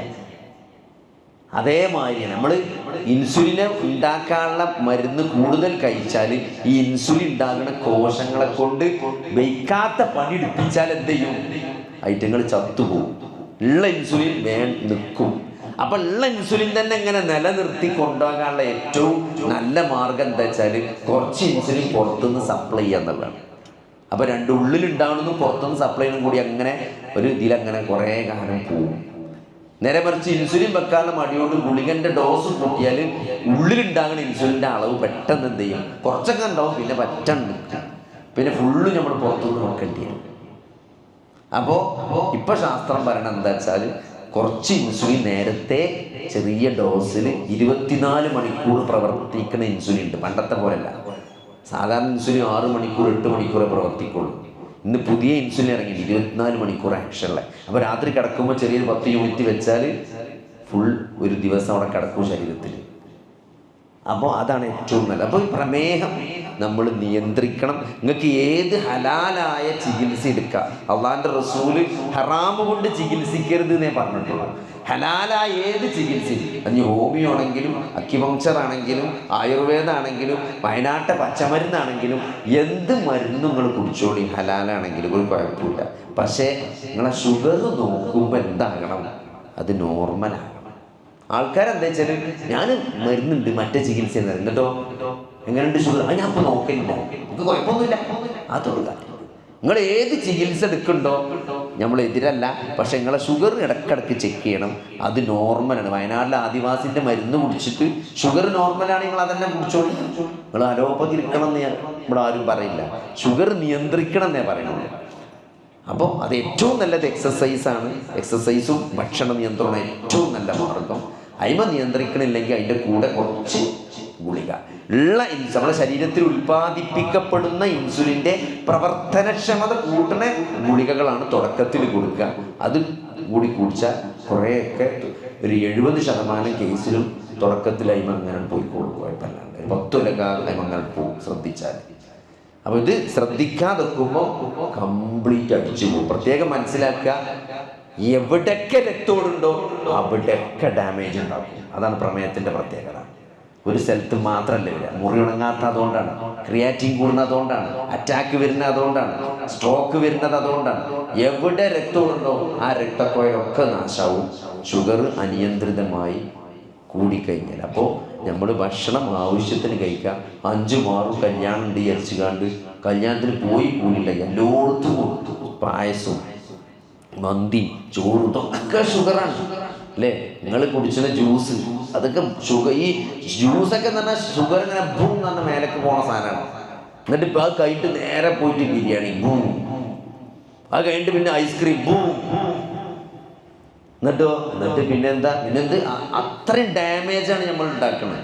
അപ്പോൾ നമ്മൾ കുറച്ച് ബിരിയാണി ഇന്ന് ജ്യൂസ് ഒഴിവാക്കുക, ജ്യൂസ് വേണ്ടാക്കുക, അതിന് പകരം ബിരിയാണി ഇന്ന് വിചാരിച്ചാൽ നിങ്ങൾക്ക് ബിരിയാണി ഇഷ്ടമെന്നുണ്ടെങ്കിൽ അത് ഇഷ്ടമുള്ളത് തിന്നോളി. അതുകൊണ്ട് ഇന്ന ഭക്ഷണം തിന്നണം ഇപ്പോൾ ആരും പറയില്ല, നിങ്ങൾക്ക് ഇഷ്ടമുള്ളത് തിന്നോളി, പക്ഷെ കുറച്ച് തിന്നാൻ പാടില്ല. അതുപോലെ ചക്ക എന്താണ് പൂതിയ നല്ല വരിക്കച്ചക്ക കാണുമ്പോൾ ഉണ്ടെങ്കിൽ നിങ്ങൾ രാത്രി ഒന്നും കഴിക്കണ്ട, ഒരു മഗ്‌രിബിൻ്റെ മുമ്പ് ഒരു 10 വരിക്കച്ചക്ക തിന്നാണ്, ഞന്ന് പിന്നെ ഒന്നുമില്ല, ഒരു പരിപാടിയില്ല. അല്ലെങ്കിൽ നിങ്ങൾ ഉച്ചയ്ക്ക് ചോറ് കഴിക്കാൻ തീരുമാനിച്ചിട്ടുണ്ടെങ്കിൽ ആ ചോറിന് മാറ്റിയിട്ട് ചപ്പാത്തി മാറ്റിയിട്ട് നിങ്ങൾ എന്ത് ചെയ്യുക, ഒരു 7 നല്ല വരിക്കച്ചക്കൻ്റെ ചോളാണ് തിന്നുക. അതാണ് ഇന്നത്തെ ഭക്ഷണം. അതല്ലാതെ അത് കഴിഞ്ഞ് മേപ്പടിയിട്ട് തോന്നരുത്. ചോറും തിന്ന് പിന്നെ ഇങ്ങനെ 30 ചക്കയും മാങ്ങ ഇങ്ങനെ മുറിച്ചിങ്ങനെ കുത്തി ഇങ്ങനെ ഇറുക്കിളി ഉണ്ടോ തന്നെ കുത്തോണ്ട ദിവസം കുത്തലുണ്ടല്ലോ, തൂത്തിക്കൊണ്ടോ അങ്ങനെ കുത്തി ഇങ്ങനെ തിന്നുക. എന്താ ഇപ്പോൾ ഷുഗർ? എന്നിട്ട് കുറ്റം മുഴുവൻ ഇൻസുലിനും ഡോക്ടർമാർക്കും. അപ്പോൾ അവിടെ കാട്ടുന്നത് ശരിയല്ല. ഇപ്പോൾ നോക്കുമ്പോഴൊക്കെ കൂടുതൽ എന്താ മാങ്ങ കുത്തി ഇങ്ങനെ തിന്നല്ലേ. അപ്പം അതുകൊണ്ട് നമ്മളെടുത്ത് എന്തെങ്കിലും കുഴപ്പമുണ്ടോയെന്ന്, ഇതാണ് ഇതിൻ്റെ അടിസ്ഥാനം. ഇതിൻ്റെ മാത്രമല്ല, ഏത് ജീവിത ശൈലി രോഗങ്ങളുടെയും അടിസ്ഥാനം എന്നത് ഈ അമിതമായ കാലറിയാണ്, അമിതമായ ഭക്ഷണമാണ്, ആവശ്യത്തിൽ കൂടുതലുള്ള ഭക്ഷണം. അതുകൊണ്ട് അത് നിർത്തുക. പിന്നെ എക്സസൈസ് കൂട്ടത്തിൽ അത് തീരെ നടത്തല്ല. പണ്ടൊക്കെ ആൾക്കാരിങ്ങനെ പറഞ്ഞു അവിടെ സ്കൂളിലൊക്കെ ഇവിടുന്ന് അങ്ങോട്ട് ഇല്ലേ ചെറുതാവുന്നു, ഇങ്ങോട്ട് കിടന്നിരുന്നു അങ്ങോട്ട് കിടന്നിരുന്നു ഇങ്ങനെ പോയി. ഇന്ന് ആർക്കും നടത്തല്ല. സ്കൂൾ ബസ് മുറ്റത്തേക്ക് വരും, പിന്നെ പള്ളിയേക്കുന്ന സ്കൂട്ടി പറ്റുകിച്ച് കൊണ്ട് സൊഫിലൊക്കെ സ്കൂട്ടി നിർത്താൻ പറ്റുമെങ്കിൽ ആൾക്കാർ ഇനി സൊഫിൽ കൊണ്ടേ നിർത്തും സ്കൂട്ടി. അത് ഞാൻ അങ്ങനെ ആലോചിച്ചു, നബി സല്ലല്ലാഹു അലൈഹി വസല്ലം തവാഫ് ചെയ്ത് ഒട്ടകത്തിൻ്റെ പുറത്താണ് ഇവിടെ വായിച്ചു എന്നാണ്. അപ്പോൾ സംഭവം സ്കൂട്ടിനെ കൊണ്ടുപോയി പാർക്ക് ചെയ്ത് അയിമത്തന്നെ നമസ്കരിച്ചാൽ പോരെ. ഇനിയിപ്പോൾ കഞ്ചിനും മുട്ടിനൊന്നിനും ഏതായാലും ഇരുന്നാ നമസ്കരിച്ചത്. അത്രയും നടക്കില്ല. എന്നോട് ഒരാൾ പറഞ്ഞു ഞാൻ മുട്ട് മാറ്റണം എന്നൊക്കെ ആഗ്രഹമുണ്ട്, പക്ഷെ എന്താ അറിയോ ഞാൻ ഇപ്പൊ സ്കൂട്ടിമെന്ന് ഇറങ്ങലില്ലായിരുന്നു. അപ്പൊ എന്താ വെച്ചാൽ എല്ലായിടത്തും മൂപ്പര് അയിമ ഇങ്ങനെ പോകണം, അയിമെന്ന് ഇറങ്ങിയ പ്രശ്നമാണ്. എല്ലായിടത്തും എത്തും മൂപ്പര സ്കൂട്ടി ആയിട്ട്. അപ്പൊ ഞാൻ അങ്ങനെ അറിയാം സംഭവം ശരിയാ. പെരന്റെ ഉള്ളിലും പള്ളിക്കലൊക്കെ ഇങ്ങനത്തെ കൊണ്ടുപോയി പാർക്ക് ചെയ്ത് സൊഫിലൊക്കെ നിർത്താൻ ഇവിടെ അങ്ങോട്ടൊക്കെ റൂം ഉണ്ടാക്കിയാൽ പോലെ. കാരണം വിശ്വാസത്തിലെ ചെരുപ്പിട്ട് കണ്ടാൽ നിസ്കരിച്ചെന്ന് പറഞ്ഞത് നബിന്റെ കാലത്ത്. അപ്പൊ എന്താ പ്രശ്നം അല്ലേ? ആ സ്കൂട്ടിമേ ചെരുപ്പിട്ടെന്നാണ് നിസ്കരിച്ചാൽ. ഞാൻ പറഞ്ഞാൽ അത്രയും ആൾക്കാർ, ഞാനൊന്ന് ഇതിന് ദീനല്ലാണ്ട് പറഞ്ഞു, ഞാൻ അത്രയും ആൾക്കാർ ഇളകണില്ല എന്നാ പറയണേ, ഇളകണില്ല. അപ്പൊ അതുകൊണ്ട് എക്സസൈസ് അത്യന്താപേക്ഷിതമാണ്. കുറച്ചൊക്കെ ഒന്ന് തടിയണം. ഒന്നുമില്ലെങ്കിൽ രാവിലെ നടക്കെങ്കിൽ ചെയ്തു. അതിനിപ്പോൾ ആൾക്കാർക്ക് മുട്ടുകൊണ്ട് വെച്ചാൽ ഇപ്പം എന്താ വെച്ചാൽ എല്ലാവരും ചാട്ടും എന്തൊക്കെയോ എക്സസൈസുകൾ നടക്കും, എന്തൊക്കെയോ കഞ്ചും കാലും തിരിച്ച് ഇതൊക്കെ തിരിച്ച്. ഇതിനൊക്കെ ഒരു പ്രായമുണ്ട്, 70-65 വയസ്സിലൊക്കെ പോയിട്ട്. ഇന്നാളുണ്ട് ഒരു ഉമ്മ വന്നിട്ട് 59 വയസ്സമ്മക്ക്. ഞാനിങ്ങനെ ആലോചിക്കാം, ഒരു വല്യമ്മാൻ്റെ പ്രായമായിട്ടുണ്ട്. ഇപ്പം എന്താ അമ്മ പ്രശ്നം വെച്ചാൽ എൻ്റെ കാല് പറ്റ വളഞ്ഞിക്കണടാണ്. അപ്പോൾ ഞാൻ നോക്കുമ്പോൾ നല്ല വളവുണ്ട്. അപ്പം എങ്ങനെ നിങ്ങൾ കണ്ടുവച്ചു? ഞാൻ ഇപ്പം ജിമ്മ് പോകുന്നുണ്ട്. 59 വയസ്സായ മലപ്പുറം ജില്ലയിൽ വെച്ച് ഞാൻ പരിഹസിക്കല, ഹൈറന്നെയാണ്. ജിമ്മ് പോകുന്നുണ്ട് മാത്രമല്ല, എന്നിട്ട് ലെഗിങ്സ് ഇട്ട് കണ്ടാൽ നിൽക്കല. അപ്പം കണ്ടതാണ് കാലിങ്ങനെ വളഞ്ഞിക്കണം. ആ വളവ് നീർത്താൻ വന്നൊക്കെയാണ്. അപ്പോൾ ആൾക്കാർ നല്ല ബോധവാന്മാരാണ്, ഇപ്പോൾ നല്ല എക്സസൈസ് ഒക്കെ ചെയ്യുന്നത്, ഹൈറന്നെയാണ്. അപ്പോൾ അതുകൊണ്ട് എന്താ പ്രശ്നം അറിയോ, നമ്മളിതൊന്നും ചെയ്യാതെ ഒരു 10-50 വയസ്സിൽ പോയി കണ്ട് ഇനി എക്സസൈസ് ചെയ്യാൻ നിന്നാൽ പിന്നെ ഉള്ളതും കേടുവരും. അതൊക്കെ ഒരു പരിധി ഉണ്ട്. ചെറിയ എക്സസൈസൊക്കെ പറ്റുള്ളൂ. ഒക്കെ ചോദിച്ചും മനസ്സിലാക്കിയിട്ടൊക്കെ ചെയ്താൽ മതി. എല്ലാം കൂടി ചെയ്താൽ പിന്നെ നീച്ചിക്കാൻ പറ്റില്ല. അപ്പോൾ അതുകൊണ്ട് കേടെന്ന ജോയിന്റ് വെച്ചുകൊണ്ട് കൂടുതൽ എക്സസൈസും ചാട്ടമൊന്നും നടക്കൂല. നടത്തത്തിന് കുഴപ്പമില്ല, കുന്നും മല ഒഴിവാക്കി നിരന്ന സ്ഥലത്തൂടെ നടക്കുക. പിന്നെ സൈക്കിൾ ചവിട്ടാൻ പറ്റുമെങ്കിൽ അത് ചെയ്യാം. അതിൻ്റെ അപ്പുറത്തേക്കുള്ള ഓട്ടം ചാട്ടമൊന്നും ഒരു പ്രായം കഴിഞ്ഞാൽ പിന്നെ നടക്കൂല, അതൊക്കെ അപകടമാണ്. അപ്പോൾ അതുകൊണ്ട് ഏറ്റവും നല്ലത് ഭക്ഷണം കുറക്കുക എന്നുള്ളതാണ്. പിന്നെ എക്സസൈസ് ചെയ്യാൻ പറ്റുന്നവർക്ക് ഉണ്ടെങ്കിൽ കുറച്ച് എക്സസൈസൊക്കെ ചെയ്താൽ എന്ത് ചെയ്യാം, നമുക്ക് തിന്നലുമാണെങ്കിൽ കുറച്ച് കൂട്ടാൻ പറ്റും. കാരണം നമുക്ക് കുറച്ച് എനർജി നമ്മൾ ചിലവാക്കുന്നുണ്ടെങ്കിൽ ഭക്ഷണമൊക്കെ നമുക്ക് കുറച്ച് കൂട്ടാൻ പറ്റും. അല്ലെങ്കിൽ ഭക്ഷണം നന്നായിട്ട് കുറയ്ക്കുക മാത്രമേ മാറുകയുള്ളൂ. അപ്പോൾ ഇതാണ് ഇതിൻ്റെ അടിസ്ഥാനം. പിന്നെ നമ്മൾ ഇത് കൃത്യമായിട്ട് ചെക്ക് ചെയ്യാം. ചെക്ക് ചെയ്ത് കൃത്യമായിട്ട് ചെക്കപ്പുകൾ നടത്തിയിട്ട് കൂടുതലാണോ, നമ്മൾ ചെക്ക് ചെയ്യുമ്പോഴേ നമുക്ക് അറിയുള്ളൂ ഇത് കൂടുതലാണോ കുറവാണോ എന്നുള്ളത്. നമ്മൾ നിയന്ത്രണം ഒന്നുകൂടി ശക്തമാക്കണോ, നിയന്ത്രണം ലൂസാക്കണോ എന്നൊക്കെ അറിയണമെങ്കിൽ നമുക്കിത് ഇടയ്ക്കിടയ്ക്ക് ചെക്ക് ചെയ്യണം. അപ്പോൾ അത് നമ്മൾ ചെയ്യുക. പിന്നെ കൃത്യമായിട്ട് എന്ത് ചെയ്യുക, ചെക്കപ്പുകളൊക്കെ കൃത്യമായിട്ട് ആ സമയത്ത് ചെയ്യുക. മരുന്നും കൃത്യമായിട്ട്, നമ്മളെ നാട്ടിലൊക്കെ എന്താ വെച്ചാൽ 10 ദിവസത്തിന് 1 മാസത്തിന് മരുന്നുണ്ടായാൽ 2 മാസമൊക്കെ കുടിച്ചു അല്ലേ. ചിലന്മാർക്കൊക്കെ പ്രഷറിൻ്റെ ഗുളിക നമ്മളെങ്ങനെ കൊടുത്താലും ഉമ്മ പൗതിയാവും. അപ്പോൾ നമ്മൾ ഈ പൊട്ടിച്ചാൻ പറ്റാത്ത ഗുളിക ഉണ്ട്. ഞാൻ നാളെ ഒരു പൊട്ടിച്ചാൻ പറ്റാത്ത ഗുളിക കൊടുത്തു. അപ്പം ഉമ്മ വന്നിട്ട് പിറ്റേ മാസം തന്നെ ഞാനേ എൻ്റെ ഗുളിക പൊട്ടിച്ചാൻ പറ്റാത്തതുകൊണ്ട് ഞാൻ 1.5 കുടിച്ച. ഇവിടെ ആരും നമുക്ക് തോൽപ്പിക്കാൻ വയ്ക്കൂല. പൊട്ടിച്ചാൻ പറ്റാത്തതുകൊണ്ട് 1.5 കുടിച്ചത്. അപ്പോൾ നമ്മൾ പൊട്ടിച്ചാൻ പറ്റാത്ത എഴുതിയിട്ടും കാര്യമില്ല. അപ്പോൾ ഞാൻ ഇപ്പം എന്താ കാട്ടൽ വെച്ചാൽ ഡബിൾ ഡോസ് കൊടുക്കുക. അപ്പോൾ ഒരു പൊട്ടിച്ചോളൂ. അപ്പോൾ ഒരു പൊട്ടിച്ചാൻ പറ്റിയ ഗുളിക ഇരട്ടി ഡോസ് കൊടുത്താൽ പൊട്ടിച്ചാലേ സമാധാനമുള്ളൂ, പൗതിയുള്ളൂ. അപ്പോൾ അതുകൊണ്ട് നമ്മൾ നേരെ വെച്ചുങ്ങൾ നോക്കി നമ്മൾ കൊണ്ടുപോകണ അരിയും പഞ്ചാരിയും വെളിച്ചെണ്ണയും ചോദിച്ചാലോ, അത് ഒരാഴ്ചൻ്റെ പെരി കൊണ്ടേ കൊടുത്താൽ 4 ദിവസം ആകുമ്പോഴത്തേനും തീർന്നു. അത് നെയ്യപ്പം കുറിച്ചിട്ടും പപ്പടം കുറിച്ചിട്ടൊക്കെ തീരും. ഗുളിക കൊണ്ടേ കൊടുത്താലോ 1 മാസത്തെ ഗുളിക 2 മാസത്തിനാവും. അപ്പോൾ അതുകൊണ്ട് ചികിത്സ കൃത്യമായിട്ടെടുക്കണം. മരുന്ന് കൃത്യമായ അളവിൽ എന്ത് ചെയ്യണം, കുടിക്കണം. അതിലൊന്ന് ചിലർക്കൊരു മറക്കണം. എങ്ങനെ ഈ മറക്കണം? ഞാൻ ഒരു ഉമ്മനോട് ഈ മറക്കണം. അപ്പോൾ നിങ്ങളൊരു കാര്യം, ഈ ഗുളികപ്പെട്ടി നിസ്കാരപ്പായിൽ ഇട്ടച്ചളി, നിങ്ങളെ നിസ്കാരക്കുപ്പായല്ലേ അതിൻ്റെ ഉള്ളിൽ ഇട്ടച്ചളി, നിങ്ങളെ ഗുളികപ്പെട്ടിയാണ് 5 നേരം കാണുമല്ലോ. അപ്പം അതുകൊണ്ട് അത് എന്താ അറിയോ, അത് പൊതുവെ താല്പര്യമില്ലാത്തതുകൊണ്ടാണ് ഗുളിക കുടിച്ചാൽ, അല്ലാതെ കാണായിട്ടല്ല. അപ്പം അതുകൊണ്ട് ഇത് നമ്മൾ കൃത്യമായിട്ട് ചികിത്സിക്കുക, പരിശോധന നടത്തുക, പിന്നെ പ്രാർത്ഥിക്കുക. ഇതിനൊക്കെ തരും. നിങ്ങൾ ആലോചിക്കുമോ എത്ര ഗുളികയാണ് നമ്മൾ കുടിച്ച് കൂടുന്നത് പ്രഷറിന്. ചില ആൾക്കാരൊക്കെ പറയും 12-13 ഗുളിക ഉണ്ട് കുടിച്ചിട്ടുണ്ട്. അവിടെ എനിക്ക് തോന്നിയ നല്ലൊരു മാർഗം, ഓരോ ഗുളിക കുടിച്ചുമ്പോൾ നിങ്ങൾ പടച്ചോനോട് പ്രാർത്ഥിക്കാം. ഇപ്പം അറ്റാക്ക് ആണെങ്കിൽ പടച്ചോനെ അറ്റാക്ക് വരരുതേ പടച്ചോനെ അല്ലേ, അറ്റാക്ക് വന്നിട്ടാണ് ഇത് കുടിച്ചത്, ഇനിയൊരു അറ്റാക്ക് പടച്ചോനേക്ക് തരരുത്, എൻ്റെ അസുഖം ശിഫയാക്കിക്കൊണ്ടാ എന്നും ഒരു ഗുളി കുടിച്ചു കൊണ്ട് വരുന്നൂടെ. അപ്പം എത്ര കൂലിയിട്ട് നോക്കി, എത്ര 14 ഗുളി കുടിച്ചതോനൊക്കെ 14 ദുവയല്ലേ. പ്രാർത്ഥന അത് തന്നെയാണ് ആരാധന. പ്രാർത്ഥന ആരാധനയുടെ മജ്ജയാണെന്നാണ് അല്ലെ വിശുദ്ധ ഖുർആനിൽ. റമദാനുമായി ബന്ധപ്പെട്ട് അള്ളാഹു 4 ആയത്താണ് വിശുദ്ധ ഖുർആനിൽ ആകെ പറഞ്ഞത്, സൂറത്തുൽ ബഖറയിൽ അല്ലേ. യാ അയ്യുഹല്ലദീന ആമനൂ കുതിബ അലൈക്കുമുസ് സിയാം എന്ന് പറഞ്ഞിട്ട് രണ്ടാമത്തെ ആയത്ത് ഏതാ? അയ്യാമൻ മഅദൂദാത്ത്. മൂന്നാമത്തോ ശഹ്റു റമളാനല്ലദീ ഉൻസില ഫീഹിൽ ഖുർആൻ. അത് കഴിഞ്ഞിട്ട് പിന്നെ വേറൊരു വിഷയമാണ് പഠിച്ചോൻ പറഞ്ഞത്. വഇദാ സഅലക ഇബാദി അന്നി ഫഇന്നി ഖരീബ് ഉജീബു ദഅവതദ്ദാഇ ഇദാ ദഅാനി ഫൽയസ്തജീബൂ ലി വൽയുഅ്മിനൂ ബി ലഅല്ലഹും യർഷുദൂൻ.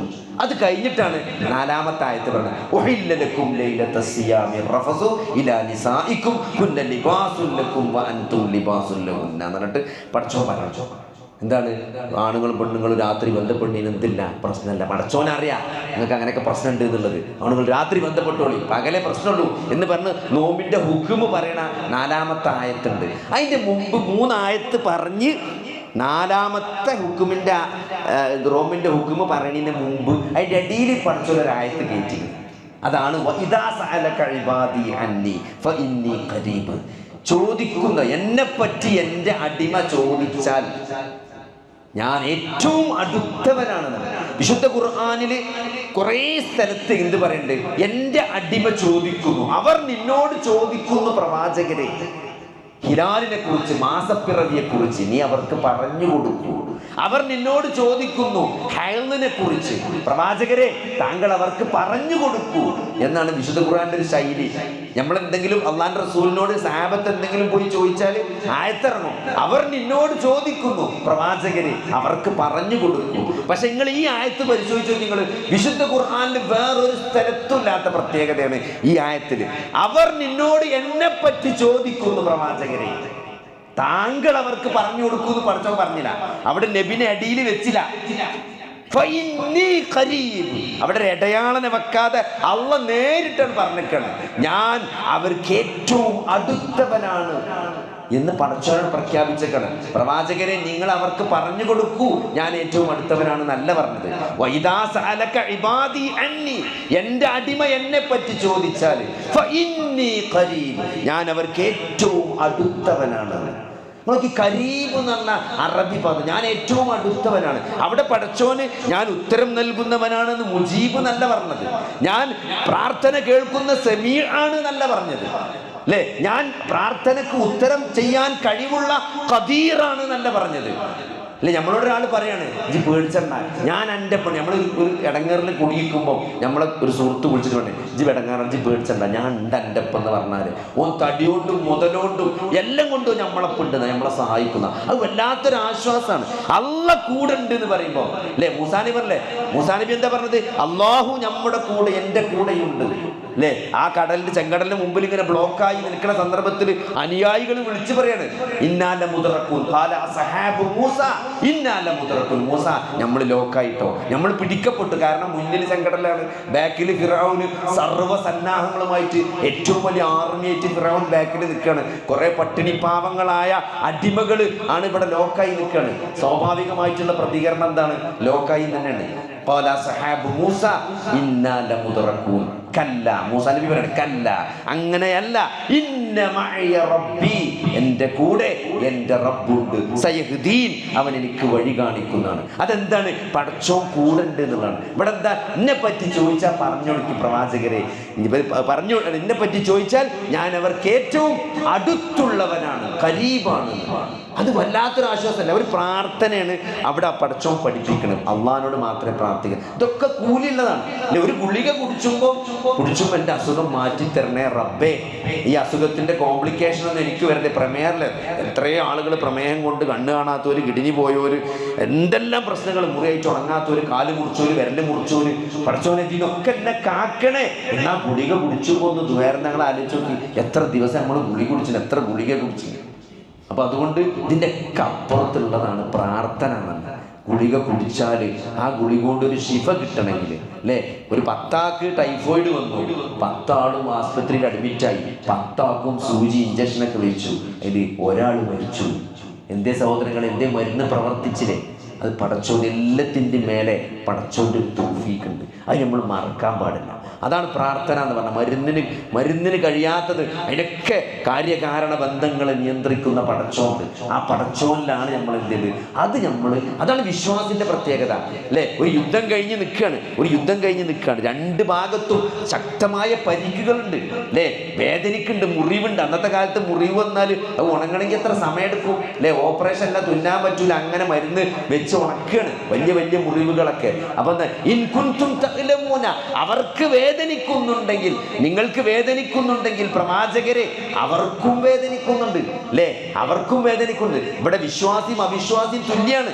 രണ്ടാൾക്ക് അസുഖം വന്നാൽ രണ്ടാൾക്കും പ്രയാസം ഉണ്ടാവും. വിശ്വാസിയാണ് വിചാരിച്ചു കണ്ട് അസുഖം ഇല്ലാതെക്കൂല, അസുഖത്തിന് ലക്ഷണങ്ങളില്ലാണ്ടക്കൂല. പനിച്ചാ തലവേദനയും ക്ഷീണവും എന്താണ് നീച്ചിക്കാൻ പറ്റായൊക്കെ ഇവിടെ ആ വിശ്വാസിക്കും ഉണ്ടാവും ദുനിയാവിൽ. പക്ഷെ എന്താണ് ഒരു മാറ്റമുണ്ട്, ഒരു വ്യത്യാസമുണ്ട്. അവർക്ക് മുറിവേറ്റിട്ടുണ്ടെങ്കിൽ നിങ്ങൾക്ക് മുറിവേറ്റിട്ടുണ്ടെങ്കിൽ അവർക്കും മുറിവേറ്റിട്ടുണ്ട്. നിങ്ങൾക്ക് വേദനിക്കുന്നുണ്ടെങ്കിൽ അവർക്കും വേദനിക്കുന്നുണ്ട്. പക്ഷേ ഒരു വ്യത്യാസമുണ്ട്. എന്താ അറിയോ, നിങ്ങൾ അള്ളാഹുവിൽ നിന്നുണ്ട് അവർ പ്രതീക്ഷിക്കാത്ത ഒന്ന് നിങ്ങൾ പ്രതീക്ഷിക്കുന്നുണ്ട്. അതാണ് വ്യത്യാസം. അവർ പ്രതീക്ഷിക്കാത്ത ഒന്ന് നിങ്ങൾ പ്രതീക്ഷിക്കേണ്ടത്. അതെന്താണ്? ഈ പ്രയാസത്തിനൊക്കെ പടച്ചോൻ എനിക്ക് കൂലി തരും എന്നുള്ളത്. ഈ പ്രയാസത്തിൽ നിന്ന് എന്നെ രക്ഷപ്പെടുത്താൻ അള്ളാഹ്ക്ക് മാത്രമേ കഴിയുള്ളൂ എന്നുള്ളത് അത് വലിയൊരു വിശ്വാസമാണ്. ആ വിശ്വാസമാണ് ഒരു വിശ്വാസിയുടെ തണൽ എന്ന് പറയുന്നത്. അതുകൊണ്ട് ഈ അസുഖത്തിലൊക്കെ നമ്മൾ മറക്കാൻ പാടില്ലാത്തത് നമ്മുടെ അള്ളാഹുവിനോട് മാത്രമായിട്ടുള്ള ഈ പ്രാർത്ഥനയാണ്. അതല്ലാതെ അത് അള്ളാഹുവിലേക്കുള്ള ഒരു ശക്തിയിലേക്ക് ഒരു കാരണവശാലും അത് പോകാൻ പാടില്ല. ഒരു ജാറത്തിലുള്ള ആർക്കോ അല്ലെങ്കിൽ ജീവിച്ചിരിക്കുന്ന മരിച്ചതോ ആയ ജിന്നിനോ മലക്കിനോ ശൈത്താനോ ഞങ്ങൾ പാപ്പാക്കോ ഒരാൾക്കും തന്നെ നമ്മളെ ബാധിച്ച ഒരു അസുഖത്തെ മാറ്റാനുള്ള കഴിവില്ല. അതാണ് ശിർക്ക് എന്ന് പറഞ്ഞത്. അങ്ങനെ ഒരു കഴിവുണ്ട് എന്ന് വിശ്വസിച്ചാൽ അതന്നെയാണ് ശിർക്ക് എന്ന് പറഞ്ഞത്. അള്ളാഹുവിൽ പങ്കു ചേർക്കുക എന്നുള്ളത്. അതുകൊണ്ട് വിശ്വാസത്തിൽ കലർപ്പില്ലാതെ വിശ്വാസത്തിൽ തൗഹീദ് കറകളഞ്ഞ തൗഹീദായിട്ട് മരിച്ചത് ചെറിയൊരു ജീവിതമാണ്. ഇതിങ്ങനെ ഇനിയിപ്പോൾ അസുഖമാണെങ്കിലും ഇല്ലെങ്കിലൊക്കെ ഇപ്പോൾ അസുഖമുള്ള ആൾക്കാർ ചിലപ്പോൾ ഭയങ്കര സങ്കടത്തിലേക്കാണ് അസുഖം ഇല്ലാത്തവരെ കാണുമ്പോൾ അല്ലേ. പണ്ടൊരു ചങ്ങായിൻ്റെ അടുത്തേക്ക് വന്നിട്ട് ഇപ്പോൾ ആൾക്കാർക്കൊരു പരിപാടി ഉണ്ട്, 500 റുപ്യേൻ്റെ ഒരു ചെക്കപ്പ് ഉണ്ട്.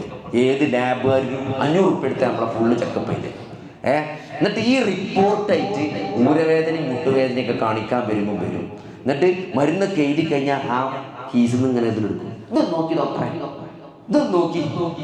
അപ്പോൾ ലാബുകാരൻ തന്നെ നോക്കിയിട്ടുണ്ടാവും, പിന്നെ മൂപ്പരും കുറേ നോക്കിയിട്ടുണ്ടാവും. എന്നിട്ട് നമ്മളിതൊക്കെ കൂടി നോക്കുമ്പോൾ നമ്മളിങ്ങനെ മറിച്ച് വിടല്ലേ ചെയ്യാം. ഇങ്ങനെ ഇത് നോക്കണ്ടേ, ഇത് കായിട്ടാത്ത നോട്ടല്ലേ, ഇങ്ങനെ നോക്കണ്ടേ.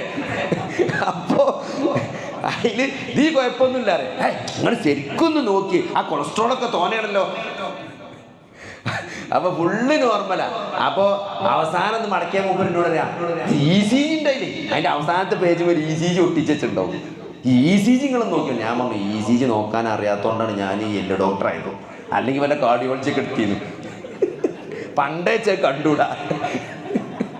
അപ്പോൾ അവസാനം കഴിക്ക് നോക്കിയിട്ട് നല്ല വലത് ശരീരത്തിന്റെ ഇടത് ഭാഗത്ത് നല്ലൊരു ഹൃദയം ഉണ്ട് എന്നറിയാം. അല്ല അപ്പോൾ വേറൊന്നും പോയി നമുക്ക് മനസ്സിലാവില്ല. അപ്പോൾ ഇതാണെന്ത്, ഇത് ആൾക്കാർ നോക്കിച്ചു. ഇത് അറിയാൻ ആൾക്കാർക്ക് താല്പര്യമാണ്. അപ്പോൾ ഫ്രീ ആയിട്ട് ആൾക്കാർ 500 റുപ്യക്ക് എന്ത് ചെയ്യും, നമ്മൾ പരിശോധിച്ചുകൊണ്ട് ഇതൊക്കെ നോക്കി വിടും. അപ്പോൾ ഇത് ചെക്കപ്പൊക്കെ ചെയ്ത് ഇന്ന് കൃത്യമായിട്ട് നമ്മൾ ആൾക്കാർക്ക് താല്പര്യമുള്ള വിഷയമാണ്. അതുകൊണ്ട് അതൊക്കെ ചെയ്യണം നല്ലത് തന്നെ. അപ്പോൾ അതിൽ നമ്മൾ ഇത് എന്താണ് കൊളസ്ട്രോളും ഷുഗറിനേക്കാളൊക്കെ നമുക്ക് ഇത് ഞാൻ ഈ പോയിന്റ് വരാൻ കാരണം എന്താ വെച്ചാൽ ഒരാൾ വന്നിട്ട് ഒക്കെ നോർമലാണ്. അപ്പോൾ ഞാൻ അന്ന് കൊളസ്ട്രോളും ഷുഗറും നോക്കി കുറച്ച് കൂടുതലായിട്ട് സങ്കടത്തിൽ ഇങ്ങനെ നിൽക്കണം. എന്നോടാണ് ഇപ്പോൾ ഓൻ്റെ ഫുള്ള് നോർമൽ റിപ്പോർട്ട് കാണിച്ചത്, ഒക്കെ നോർമലാണ്. സംഭവമൊക്കെ നോർമലാണ്. ഇനി പോകുമ്പോൾ വല്ല വണ്ടി ഇടിച്ചാതെ മരിച്ചാൽ നോക്കിക്കോ അറിയാം. അല്ല നോർമലായാലും ഇപ്പോൾ വണ്ടി ഇടിച്ച് മരിച്ചാലോ. ഞാൻ പറഞ്ഞതല്ലോ മരണം. അപ്പം ഇനിയിപ്പോൾ കുറേ അസുഖം ഉണ്ട് വിചാരിച്ച് അസുഖമില്ലാത്ത ആൾക്കാരെ കാണുമ്പോൾ മനസ്സിടങ്ങാറാവൊന്നും വേണ്ട. എങ്ങനെ പോയാലും ഇതൊരു 10-70 വയസ്സ് വരെ പോകുള്ളൂ. അതിൻ്റെ അപ്പുറത്തേക്കൊന്നും ഇവിടെ ആരും പോകില്ല. അതുകൊണ്ട് നമ്മൾ അൾട്ടിമേറ്റ്ലി നാളെ മരിച്ചില്ലുമ്പോൾ എന്താണ് ബാക്കിയാകുക എന്ന് മാത്രമേ ഉള്ളൂ. ഇത് അവസാനിപ്പിക്കണം. ഇത് ഏറ്റവും പ്രധാനതാണ്. നാളെ മരിച്ച് കബർക്കണ്ട് വെക്കുമ്പോഴേ ആ കബറിൽ 3 കാര്യമാണ് മരിച്ചോലപ്പം ബാക്കിയാകുക. വലതും സ്വാലിഹും, നമുക്ക് വേണ്ടി പ്രാർത്ഥിക്കുന്ന സ്വാലിഹായ ഒരു സന്താനം.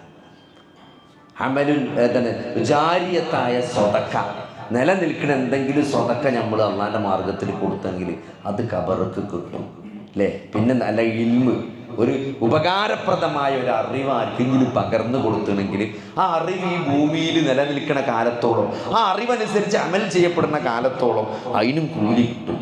ഇതല്ലാതെ ഒന്നും ബാക്കിയാവില്ല. അപ്പം അതുകൊണ്ട് അത് മാക്സിമം ഉണ്ടാക്കാനാണ് നമ്മൾ ശ്രമിക്കേണ്ടത്. അസുഖമൊക്കെ വരും പോവും. അസുഖത്തിലൊക്കെ വിശ്വാസികളുടെ നിലപാട് എന്താ വെച്ചാൽ, ഒന്ന് ചികിത്സിക്കുക, അതിൽ കൃത്യമായിട്ട് ചികിത്സ, രണ്ട് നല്ല പടച്ചവനോട് പ്രാർത്ഥിക്കുക. ഏത് അസുഖം വന്നാലും അല്ലാഹുവിൽ നിന്ന് അകന്നു പോകാൻ പാടില്ല. പടച്ചവനോട് കൂടുതൽ കൂടുതൽ അടുക്കുക വേണ്ടത്. പ്രാർത്ഥിച്ച് ഖേദിച്ച് ചെയ്ത പാപങ്ങൾ ഏറ്റുപറഞ്ഞ് തൗബ ചെയ്ത് അള്ളാഹുവിനോട് ഇസ്തിഗ്ഫാർ നടത്തി അള്ളാഹുവിലേക്ക് ഖേദിച്ച് മടങ്ങി അള്ളാഹിനെ പറ്റി നല്ലൊരു വിചാരം വെച്ചുകൊണ്ട് അപ്പോഴാണ് ആ പരീക്ഷണത്തിന് നമ്മൾ ജയിക്കുള്ളൂ. ഒരു പരീക്ഷണത്തിൽ ജയിച്ചോ തോറ്റോ എന്നറിയാം. എങ്ങനെയാണ് ഒരു പരീക്ഷണം കാരണം ഒരാൾ അള്ളാഹുവിലേക്ക് അടുത്താൽ ജയിച്ചു, അള്ളാഹുവിൽ നിന്ന് അകന്ന പരീക്ഷണത്തിൽ തോറ്റു. എന്ത് മുസീബത്ത് ഇടങ്ങേറ് അടിക്കടി വന്നാലും സഹോദരങ്ങളെ പടച്ചോനെ കൈവിടരുത്. മരിക്കാനൊരു ചെറുപ്പക്കാരങ്ങനെ മരിക്കാൻ കിടക്കണം അല്ലെ, വയസ്സായ ആൾ മരിക്കാൻ കിടക്കണ മാതിരിയല്ല ഒരു ചെറുപ്പക്കാരൻ മരിച്ചാൻ കിടക്കുക എന്ന് പറഞ്ഞാല്. അപ്പൊ നബി സന്ദർശിച്ചപ്പം ഇപ്പൊ എങ്ങനെ ഉണ്ട് അപ്പൊ ആ ചെറുപ്പക്കാരൻ പറഞ്ഞ മറുപടി എന്താണ്? അല്ലാഹുവിന്റെ കാരുണ്യത്തിൽ അങ്ങേയറ്റത്തെ പ്രതീക്ഷയുണ്ട്. ചെയ്തു പോയ പാപങ്ങളെ പറ്റി നല്ല പേടിയുണ്ടെങ്കിലും അള്ളാഹുവിന്റെ കാരുണ്യത്തിൽ എനിക്ക് നല്ല പ്രതീക്ഷ ഉണ്ട് എന്നാണ് അള്ളാഹുവിന്റെ റസൂല് പറയണം. അതാണ് ശരിയായൊരു വിശ്വാസിയുടെ നിലപാട് അല്ലേ. പേടിയും വേണം, ഹൗഫും വേണം, റജാവും വേണം. അള്ളാഹിൻ്റെ ശിക്ഷയെ നല്ല പേടിയും വേണം, അള്ളാഹുവിൻ്റെ കാരുണ്യത്തിന് നല്ല പ്രതീക്ഷയും. ആ ഒരു മനസ്സോടുകൂടിയാണ് ഒരു വിശ്വാസി ജീവിക്കേണ്ടത്. അതുകൊണ്ട് എന്ത് ചെയ്യാം, മരണം വരെ ഇത് ഇവിടെ അവസാനിക്കണതല്ല ജീവിതം, മരണത്തോടുകൂടി തുടങ്ങണതാണ് ജീവിതം. അപ്പോൾ ഇവിടെ എന്ത് വന്നാലും അവിടെ ഒരു നഷ്ടം വരാൻ പാടില്ല എന്നുള്ളൊരു ബോധത്തോടുകൂടി അള്ളയും റസൂലും എന്ത് പറഞ്ഞോ എന്ത് പഠിപ്പിച്ചോ അതിൻ്റെ അപ്പുറത്തേക്ക്, അതാണ് അള്ളാഹു നിങ്ങൾക്ക് ഹിദായത്ത് നൽകിയതിൽ നിങ്ങൾ അവനെ മഹത്വപ്പെടുത്താൻ വേണ്ടിയിട്ടാണ് ഈ നോമ്പ് എന്നാ പറഞ്ഞത്. അപ്പൊ എന്താണ്, അതൊരു നിലപാടാണ് ജീവിതത്തിൽ. അല്ലാഹു അക്ബർ എന്നുള്ളത് മറ്റെന്തിനേക്കാളും എനിക്ക് വലുത്, എൻ്റെ ജോലിനേക്കാൾ, എൻ്റെ സമ്പത്തിനേക്കാൾ, എൻ്റെ മക്കളെക്കാൾ എനിക്ക് വലുത് അള്ളാന്റെ ദീനാണ്, അള്ളാഹും റസൂലുമാണ് എന്ന പ്രഖ്യാപനം. അതാണ് തഖ്വ, അതാണ് നോമ്പിന് കിട്ടേണ്ടത്, അതാണ് നമ്മളെ ഈ ജീവിതം കൊണ്ട് നമ്മൾ നേടിയെടുക്കേണ്ടത്. അത് രോഗിയാണെങ്കിലും ആരോഗ്യം ഉണ്ടെങ്കിലൊക്കെ ആ ബോധത്തിന് ഒരു മാറ്റവും വരരുത്. അതിനുള്ള പരിശ്രമമാണ്. അതുകൊണ്ട് അള്ളാഹി റസൂലിന് ജീവിതത്തിന്റെ സകല മേഖലകളിലും അനുസരിച്ചുകൊണ്ട് നന്ദി കാണിച്ചു ചെയ്ത അനുഗ്രഹങ്ങൾ ഉള്ളതിൽ തൃപ്തിപ്പെട്ട് കിട്ടിയ അനുഗ്രഹങ്ങൾക്ക് നന്ദി കാണിച്ചുകൊണ്ട് പ്രയാസങ്ങളിൽ ക്ഷമിച്ചുകൊണ്ട് മുന്നോട്ട് പോയാൽ പടച്ചോൻ എന്ത് ചെയ്യും, നമ്മൾ പടച്ചോനെ എല്ലാ സമയത്തും അള്ളാഹിനെ ഓർത്തുകൊണ്ട് മുന്നോട്ട് പോയാൽ എന്ത് ചെയ്യും, നമ്മൾ അള്ളാഹുവിലേക്ക് നടന്ന അള്ളാഹു നമ്മളിലേക്ക് മണ്ടുന്നതാണ്. നമ്മൾ അള്ളാഹുവിലേക്ക് ഒരു ചാണ് വെച്ചാൽ അള്ളാഹു നമ്മളിലേക്ക് ഒരു മുഴം വെക്കുന്നതാണ്. അള്ളാഹു കാരുണ്യവാനാണ്. അള്ളാഹു തൻ്റെ അടിമയെ അങ്ങേറ്റം സ്നേഹിക്കുന്നവനാണ്. ചെയ്ത പാപങ്ങൾ ഏറ്റുപറഞ്ഞാൽ അത് മുഴുവൻ പുറത്തു കൊടുക്കാൻ മാത്രം കാരുണ്യവാനും ഗഫൂറുമാണ് പഠിച്ചത്. അതുകൊണ്ട് അതിൻ്റെ അവസരങ്ങളാണ് ഈ റമദാനിലൂടെ കഴിഞ്ഞു പോയിക്കൊണ്ടിരിക്കുന്നത്. പരമാവധി ഉപയോഗപ്പെടുത്തുക. അള്ളാഹു നമ്മളെ സകല നന്മകളിലേക്കും അള്ളാഹു നമുക്ക് വഴി തുറന്നു തരട്ടെ. സകല തിന്മകളിൽ നിന്നും അള്ളാഹു നമ്മളെ കാത്തുരക്ഷിക്കുമാറാകട്ടെ. റബ്ബനാ ആതിനാ ഫിദ്ദുനിയ ഹസനതൻ വഫിൽ ആഖിറതി حسنة وقنا عذاب النار. اللهم اغفر للمؤمنين والمؤمنات والمسلمين والمسلمات. اللهم أعز الإسلام والمسلمين وأذل الشرك والمشركين. ربنا ظلمنا أنفسنا وإن لم تغفر لنا وترحمنا لنكونن من الخاسرين. ربنا هب لنا من أزواجنا وذرياتنا قرة أعين واجعلنا للمتقين إماما. اللهم أحينا على الكتاب والسنة وأمتنا مع الإيمان والتوبة. توفنا مسلمين وألحقنا بالصالحين. آمين آمين برحمتك يا أرحم الراحمين. اللهم صل على محمد وعلى آل محمد والحمد لله رب العالمين.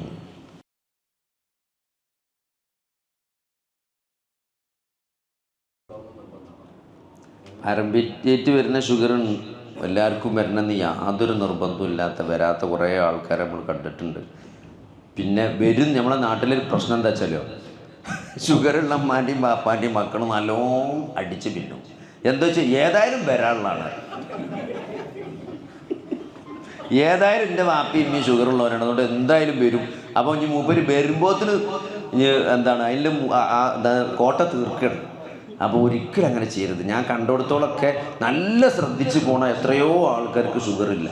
പാപ്പാക്കും ഉമ്മാക്കൊക്കെ നല്ല ഷുഗറുള്ള എത്രയോ മക്കൾ വളരെ സ്ട്രിക്റ്റായിട്ട് പോണ ആൾക്കാർക്ക് ഷുഗറില്ലാത്ത എത്രയോ ആളുകളുണ്ട്. ഇനി ഉണ്ടായി തന്നെ വളരെ ചെറിയ ഗുളികമ്മ അങ്ങനെ പോണ ആൾക്കാരുണ്ട്, നല്ല സ്ട്രിക്റ്റായിട്ട് കൺട്രോൾ ചെയ്തു. പിന്നെ മാത്രമല്ല ഷുഗർ ഉണ്ടായിട്ട് ജീവിതം അവസാനിക്കുന്നില്ല. എത്രയോ ആളുകളെ ഷുഗർ ഉണ്ടായിട്ട് 35-40 കൊല്ലമൊക്കെ ഒരു കുഴപ്പമില്ലാതെ കോംപ്ലിക്കേഷനും ഇല്ലാതെ ജീവിച്ച് പോയ ആളുകളൊക്കെ എത്രയോ ആളുകളുണ്ട്. പക്ഷെ ഒക്കെ എന്താ വെച്ചാൽ വളരെ കൃത്യമായിട്ട് എന്ത് ചെയ്യും, ഭക്ഷണമൊക്കെ ഒരു വരച്ച വരമേഖല ഭക്ഷണം അത്രയും സ്ട്രിക്റ്റായിട്ട് ഭക്ഷണം കഴിക്കും. അതേമാതിരി സ്ട്രിക്റ്റായിട്ട് ഷുഗർ നോക്കും, ഗുളിക കൃത്യമായിട്ട് കഴിക്കും, ഇൻസുലിൻ കൃത്യമായിട്ട് കഴിക്കും, കൃത്യമായ ഇടവേളകളിൽ. അന്നൊക്കെ ഈ ചെന്നൈയിലൊക്കെ പണ്ടൊക്കെ മുതലാളിമാർ പോയിന് ചെന്നൈയിലൊക്കെ പോയിട്ട് ആ ചെക്കപ്പ് ചെയ്തിരുന്നു. ഇന്നിപ്പോൾ എല്ലായിടത്തും പ്രമേഹത്തിൻ്റെ വിദഗ്ധന്മാരായ ഡോക്ടർമാർ ഓരോ മുക്കിലും മൂലയിലുണ്ട്. അപ്പോൾ അതുകൊണ്ട് എന്ത് ചെയ്യുക, നല്ലൊരാളെ കാണിച്ച് കൃത്യമായിട്ട് ചെക്കപ്പ് നല്ല നിയന്ത്രിച്ച് പോയാൽ അതുകൊണ്ടായിട്ട് നിങ്ങൾ മരിച്ചു പോകില്ല. ആ പേടി പേടിച്ചുണ്ടാകും. 35-40 കൊല്ലമൊക്കെ സുഖമായിട്ട് ജീവിക്കാം. മരിച്ചാതെക്കൂല അതാരായാലും. ഫാസ്റ്റിങ്ങിൽ 126ൻ്റെ മേലെ പോയാൽ ഷുഗർ രോഗിയാണ് എന്ന് നിങ്ങൾ ബ്രാൻഡ് ചെയ്യപ്പെട്ടു. പിന്നെ നിങ്ങൾ അത് പായസം കുടിച്ചിട്ടാണെന്നൊന്നും പറയണ്ട. ചില ആൾക്കാർ എന്താ പറയുമോ, അത് ഇന്നലെ പായസം കുടിച്ചിരുന്നു, മിഞ്ഞാന്ന് വരിക്കച്ചക്ക നീനു, ഇപ്പം മാങ്ങൻ്റെ കാലല്ലേ, എന്നും ഇങ്ങനെ മകൻ മാങ്ങ കൊണ്ടിരും, അപ്പോൾ ഞാനങ്ങനെ തിന്നു. എന്ത് തിന്നാലും 126ൻ്റെ മേലെ ഫാസ്റ്റിങ് ഒരാൾക്ക് പോയിട്ടുണ്ടെങ്കിൽ ഓനാണ് പ്രമേഹ രോഗി എന്നറിയപ്പെടുന്നത്. 110ൻ്റെ മേലെ പോയാൽ അതിൻ്റെ അർത്ഥം പ്രമേഹം വരാൻ പോവുകയാണ് എന്നാണ്. 110ൻ്റെ താഴെയാണെങ്കിലാണ് നോർമൽ. ഇപ്പോൾ 100 എന്ന് പറയുന്നത്, ഇപ്പോൾ 100-110 നോർമൽ. 110 പോയി 126ൻ്റെ താഴെയാണെങ്കിൽ പ്രമേഹം തുടങ്ങിക്കഴിഞ്ഞു. 126ൻ്റെ മേലെ പോയാൽ പ്രമേഹ രോഗി. അത് ഫാസ്റ്റിങ്ങിൻ്റെ കാര്യം. അതിപ്പോൾ എന്താ അറിയോ, ചില ആൾക്കാർ സക്കാത്ത് കൊടുക്കുന്നതിനെ പറ്റി ചോദിക്കലുണ്ട്. അത് കൊടുക്കാൻ ഉദ്ദേശമില്ല എന്നാണ് അതിൻ്റെ അർത്ഥം. അതായത് അപ്പോൾ നിങ്ങൾ ഒരാളടുത്ത് പോയി, അവിടുന്ന് ഇൻസുലിൻ വെക്കാൻ പറഞ്ഞു, പിന്നെ നിങ്ങൾ വേറെ അടുത്തേക്ക് പോയത് എന്തിനാ? ഇൻസുലിൻ വെക്കാൻ താല്പര്യമില്ലാത്തതുകൊണ്ട്. അപ്പോൾ നിങ്ങളെ മാർക്കറ്റ് നിങ്ങളെ പിടിച്ചേക്കാനുള്ള മാർഗം നിങ്ങൾക്ക് നമുക്ക് ഇൻസുലിൻ ഇല്ലാണ്ട് നോക്കാമെന്ന് പറഞ്ഞാൽ നിങ്ങളെ കുറച്ച് ദിവസം കിട്ടുമല്ലോ. മറ്റേ നിങ്ങൾ അടുത്ത് പോകില്ലേ? അത്ര ഉള്ളൂ. അതായത് ഒരാൾ വെക്കണം എന്ന് പറഞ്ഞാൽ ഏറ്റവും വിദഗ്ധനായ ഒരാളെ എപ്പോഴും നമ്മൾ കാട്ടേണ്ടത്. അയാൾ എന്താണോ പറയണത് അതാണ് എൻ്റെ ശരി. നമ്മളെന്താ പറയുക, നമ്മൾ സംശയിക്കും. നമ്മുടെ ഈ അലോപ്പതിയിലെ മെയിൻ പ്രശ്നം എന്താ വെച്ചാൽ ആരും വിശ്വാസമല്ല. ആസ്പത്രി കൊണ്ടുപോയി എന്താ ആൾക്കാർ വിളിച്ചു വയ്ക്കും, അവിടുന്ന് സ്കാൻ ചെയ്യാൻ പറഞ്ഞു 18,000 റുപ്യേൻ്റെ ടെസ്റ്റാണ് പറഞ്ഞത്. എന്താ അപ്പോൾ ഞാനിപ്പോൾ ICUൻ്റെ പുറത്ത് ഇങ്ങനെ നിൽക്കുകയാണ്, അങ്ങനെ അപ്പുറത്തുള്ള രോഗിക്ക് ഇതേപോലെ 24,000 റുപ്യേൻ്റെ ചെക്കപ്പ് എഴുതി കൊടുത്തിട്ട് ഇവിടെ വെറും അറവാണ്. ആൾക്കാരിങ്ങനെ നമ്മളങ്ങനെ വിളിച്ചു. നമ്മൾ പിന്നെ എന്താ വെച്ചാൽ ഇങ്ങനത്തെ ചോദിക്കാൻ പറ്റിയ ആളായതുകൊണ്ട്. അപ്പോൾ പൊതുവേ ഞാൻ മനസ്സിലാക്കി എന്താ വെച്ചാൽ ആൾക്കാർക്ക് പേടിയാണ്. അറക്കുമോ എന്നുള്ളതാണ്.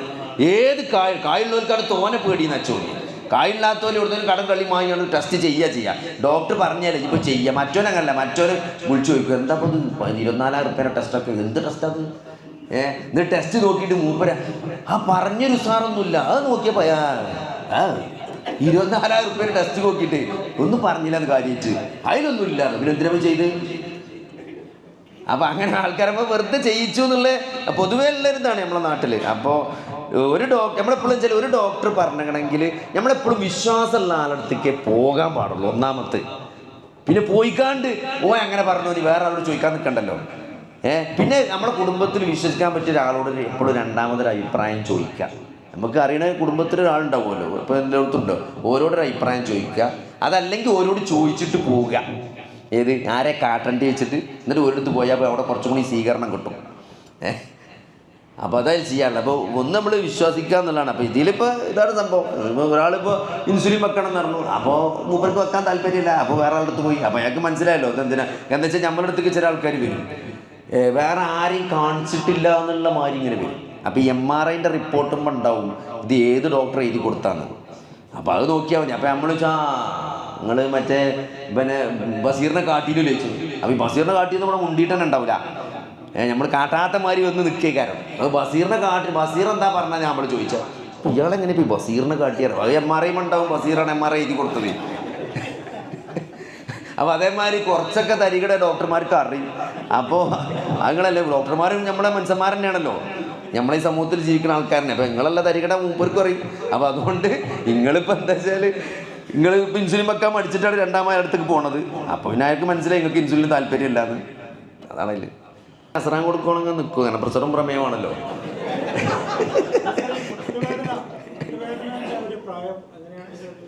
മുട്ടുവേദനയ്ക്ക് അങ്ങനെ ഒരു പ്രായമൊന്നുമില്ല. കാരണം നമ്മൾ പ്രായം എന്ന് പറഞ്ഞാൽ സാധാരണഗതിയിൽ നമ്മളൊരാളോട് പറഞ്ഞത് എന്താ ഇപ്പോൾ ഈ വേദന വെച്ചാൽ അത് പ്രായമായിട്ട് പറഞ്ഞാൽ പിന്നെ ഈ മുട്ടിനും അതേ പ്രായമാണെന്ന് പറയും. അതുകൊണ്ട് ഞാൻ വർത്താനം നമ്മൾ പറയില്ല. നമ്മളിപ്പോൾ ഒരാളോട് പ്രായമായിട്ടാണ് മുട്ടുവേദന പറഞ്ഞാൽ മൂപ്പര് മറ്റേ മുട്ടിന് കാണിച്ചിരുന്നത് അതിനൊരു കുഴപ്പമില്ലല്ലോ, ഇതിനും 76 വയസ്സാണല്ലോ. അപ്പോൾ പ്രായം പൊതുവെ പറയുന്നൊരു കാര്യമാണ്. പ്രായമാകുമ്പോൾ ഏത് സാധനം തെയ്യുമല്ലോ.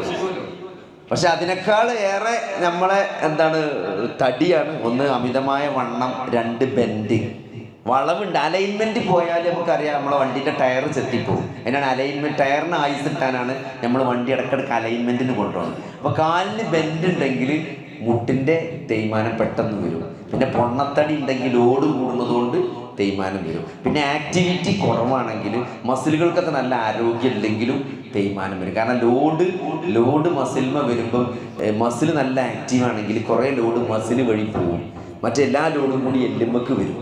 അപ്പോൾ നല്ല വ്യായാമം ചെയ്യാത്ത ആക്ടിവിറ്റി കുറഞ്ഞ ആളുകൾ, തടി കൂടുതലുള്ളവർ, പൊണ്ണത്തടിയന്മാർ, ബെൻഡുള്ളവർ, പിന്നെ മുട്ടിന് എന്തെങ്കിലുമൊക്കെ നല്ലപ്പം കാലത്ത് നല്ല പരിക്ക് പറ്റിയ ആൾക്കാർ, പന്തളിച്ച് അങ്ങനെയൊക്കെ കേട് വന്ന് പരിക്കും ഉജി ചാടിയിട്ടൊക്കെ മുട്ട് പണ്ട് കേടുന്നവർ, അങ്ങനത്തെവർക്കാണ് എന്ത് ചെയ്യുക തേയ്മാനം പെട്ടെന്ന് വരിക. പ്രായം ഒരു കാരണമാണ്. ഏത് അസുഖത്തിനും പ്രായം ഒരു കാരണമാണ്. പ്രായമാകുമ്പോൾ പ്രഷർ വരും, പ്രമേയം വരും, ക്യാൻസർ വരും. എല്ലാത്തിനും പറയാൻ പറ്റിയൊരു കാര്യമാണ് പ്രായം എന്നുള്ളത്. ഓട്സും കഴിക്കാം. ഓട്സ് കായുള്ളവർക്കേ പറ്റുള്ളൂ. മക്കൾ ഗൾഫിലൊക്കെ വേണം ഓട്സ് എന്നുണ്ടെങ്കിൽ. അപ്പോൾ ഓട്സ് നല്ലതാണ്, കാലറി കുറഞ്ഞതാണ്. പക്ഷെ എല്ലാവർക്കും ഓട്സ് വാങ്ങാൻ കിട്ടാത്തതുകൊണ്ട് കായിൻ്റെ ഒരു പ്രശ്നമുണ്ട്. ഓട്സ് നല്ലതാണ്. ഓട്സ് ഏറ്റവും കാലറി കുറഞ്ഞ സാധനം. അതൊക്കെ ഉണ്ട്. ഓട്സ് ഈ പറഞ്ഞ മാതിരി പണ്ട് എന്നോട് ഒരാൾ പറഞ്ഞു, ഞാൻ രാവിലെ ഓസ്ട്രേലിയൻ മട്ടനാണ് കഴിക്കല്. ഞാൻ എൻ്റെ ജീവിതത്തിൽ ആദ്യമായിട്ട് കഴിക്കണം ഓസ്ട്രേലിയൻ മട്ടൺ. തന്നെ നമ്മൾ ഓസ്ട്രേലിയയിൽ നിന്ന് കൊണ്ടുവരുന്ന സ്പെഷ്യൽ മട്ടണാണ് മുമ്പ് രാവിലെ ബ്രേക്ക്ഫാസ്റ്റിന് കഴിക്കലാണ്. ഒരു പ്രമേരോഗി പറഞ്ഞാൽ പടച്ചോനെ. അപ്പോൾ ഇത് ഞാൻ ചോദിച്ചു എന്താ നമ്മളൊരു വിവരമില്ലാത്ത ആളായല്ലോ. അപ്പോൾ എന്താണ് ഇപ്പോൾ ഈ ഓസ്ട്രേലിയൻ മട്ടൻ്റെ പ്രത്യേകത വെച്ചാൽ അപ്പോൾ അതിന് ഫാറ്റ് കുറവാണ്. അപ്പോൾ കായ്ക്കനുസരിച്ച് നിങ്ങൾ ഓസ്ട്രേലിയൻ മട്ടണോ നാടൻ മട്ടണോ ഓട്സോ ഏത് ഓട്സുകൾ തിന്നോളി, അതൊന്നും പ്രശ്നമല്ല. ഓട്സ് കാലറി കുറഞ്ഞ സാധനമാണ്. പിന്നെ അതിൽ കായ്ക്കനുസരിച്ച് നിറച്ച വ്യത്യാസമുള്ള ഓട്സൊക്കെ വാങ്ങാറുണ്ട്. എനിക്ക് വലിയ അറിവില്ല, ഓട്സൊക്കെ ഇഷ്ടമല്ല, അതുകൊണ്ട് ഞാൻ നോക്കലുമില്ല വാങ്ങലുമില്ല. നമ്മൾ കുറച്ച് കുറിയരിക്കഞ്ഞ് പാടില്ല എന്നാലും കുറച്ച് കുറിച്ച് ഞാൻ ആ പോളിസിക്കാരുണ്ട്. ഇഷ്ടമുള്ള തിന്നാൻ, വേണ്ടാത്തതും തൊള്ളക്ക് പറ്റാത്തതും തിന്നടങ്ങാറാണ്ട. ഈ ജീവിതം കുറച്ചുള്ളൂ. അളവ് കുറച്ചാൽ മതി. ഈ ഇടങ്ങാറായിക്കാണ്ട് ബാറിൽ എത്ര രാഗിയോ ചാമക്കഞ്ഞൊക്കെ തിന്ന് കുടിച്ചാണ് ആൾക്കാർ. ഒരു 2 കയ്യിൽ കുറിയരിക്കഞ്ഞ് കുടിച്ച് കിടന്നുറങ്ങിക്കളി. അതാണ് ഇതെന്താ കഞ്ഞിയൊക്കെ എന്താ വെച്ചാൽ കൺട്രോളില്ലേ. വലിയ പാത്രത്തിൽ മോതിയാണ് കുടിച്ചാണ്, അത് പറ്റും. 2 കയ്യിൽ കുറിയരിക്കഞ്ഞി കുടിച്ചാണ് കിടന്നുറങ്ങിക്കളി. ഇങ്ങനെ ചാമം ഇടങ്ങാറാണ്ടായി. ഞാൻ പറഞ്ഞു നിങ്ങൾക്ക് ചാമ ഇഷ്ടമാണെങ്കിൽ കുഴപ്പമില്ല കേട്ടോ, നിങ്ങൾ ഇടങ്ങാറാണ്ടാന്ന് ഞാൻ പറഞ്ഞു. പാരമ്പര്യമുള്ള ക്യാൻസറുകളുണ്ട്. എല്ലാ ക്യാൻസറും പാരമ്പര്യമാണ്. ഈ ബ്രസ്റ്റിൻ്റെത് അങ്ങനത്തെ ചില ക്യാൻസറുകളാണ് പാരമ്പര്യമായിട്ട് വരിക. ഈ മലാശയത്തിൻ്റെ ക്യാൻസർ, ആമാശയത്തിൻ്റെതൊക്കെ അങ്ങനത്തെ എല്ലാ ക്യാൻസറും പാരമ്പര്യമാണ്. ക്രിയാറ്റിൻ തന്നെ നോക്കുക. വളരെ നേരത്തെ കിഡ്നിക്ക് കേട് വരുന്നുണ്ടോ എന്ന് അറിയണമെങ്കിൽ യൂറിൻ ആൽബുമിൻ ക്രിയാറ്റിൻ റേഷ്യോ എന്ന ratio ACR albumin creatine ratio. അതാണ് കിഡ്നിക്ക് ചെറിയ ഡാമേജ് വരുന്നുണ്ടോ എന്ന് നേരത്തെ അറിയാനുള്ള ടെസ്റ്റ്. അത് ഉണ്ടെങ്കിൽ ഇപ്പം തന്നെ കുടിച്ചാൽ കിഡ്നി കേടരാതെ രക്ഷപ്പെടാൻ പറ്റും. ACR ഇല്ലല്ല, അത്ര വലിയ ചിലവില്ല. കറക്റ്റ് അറിയില്ല.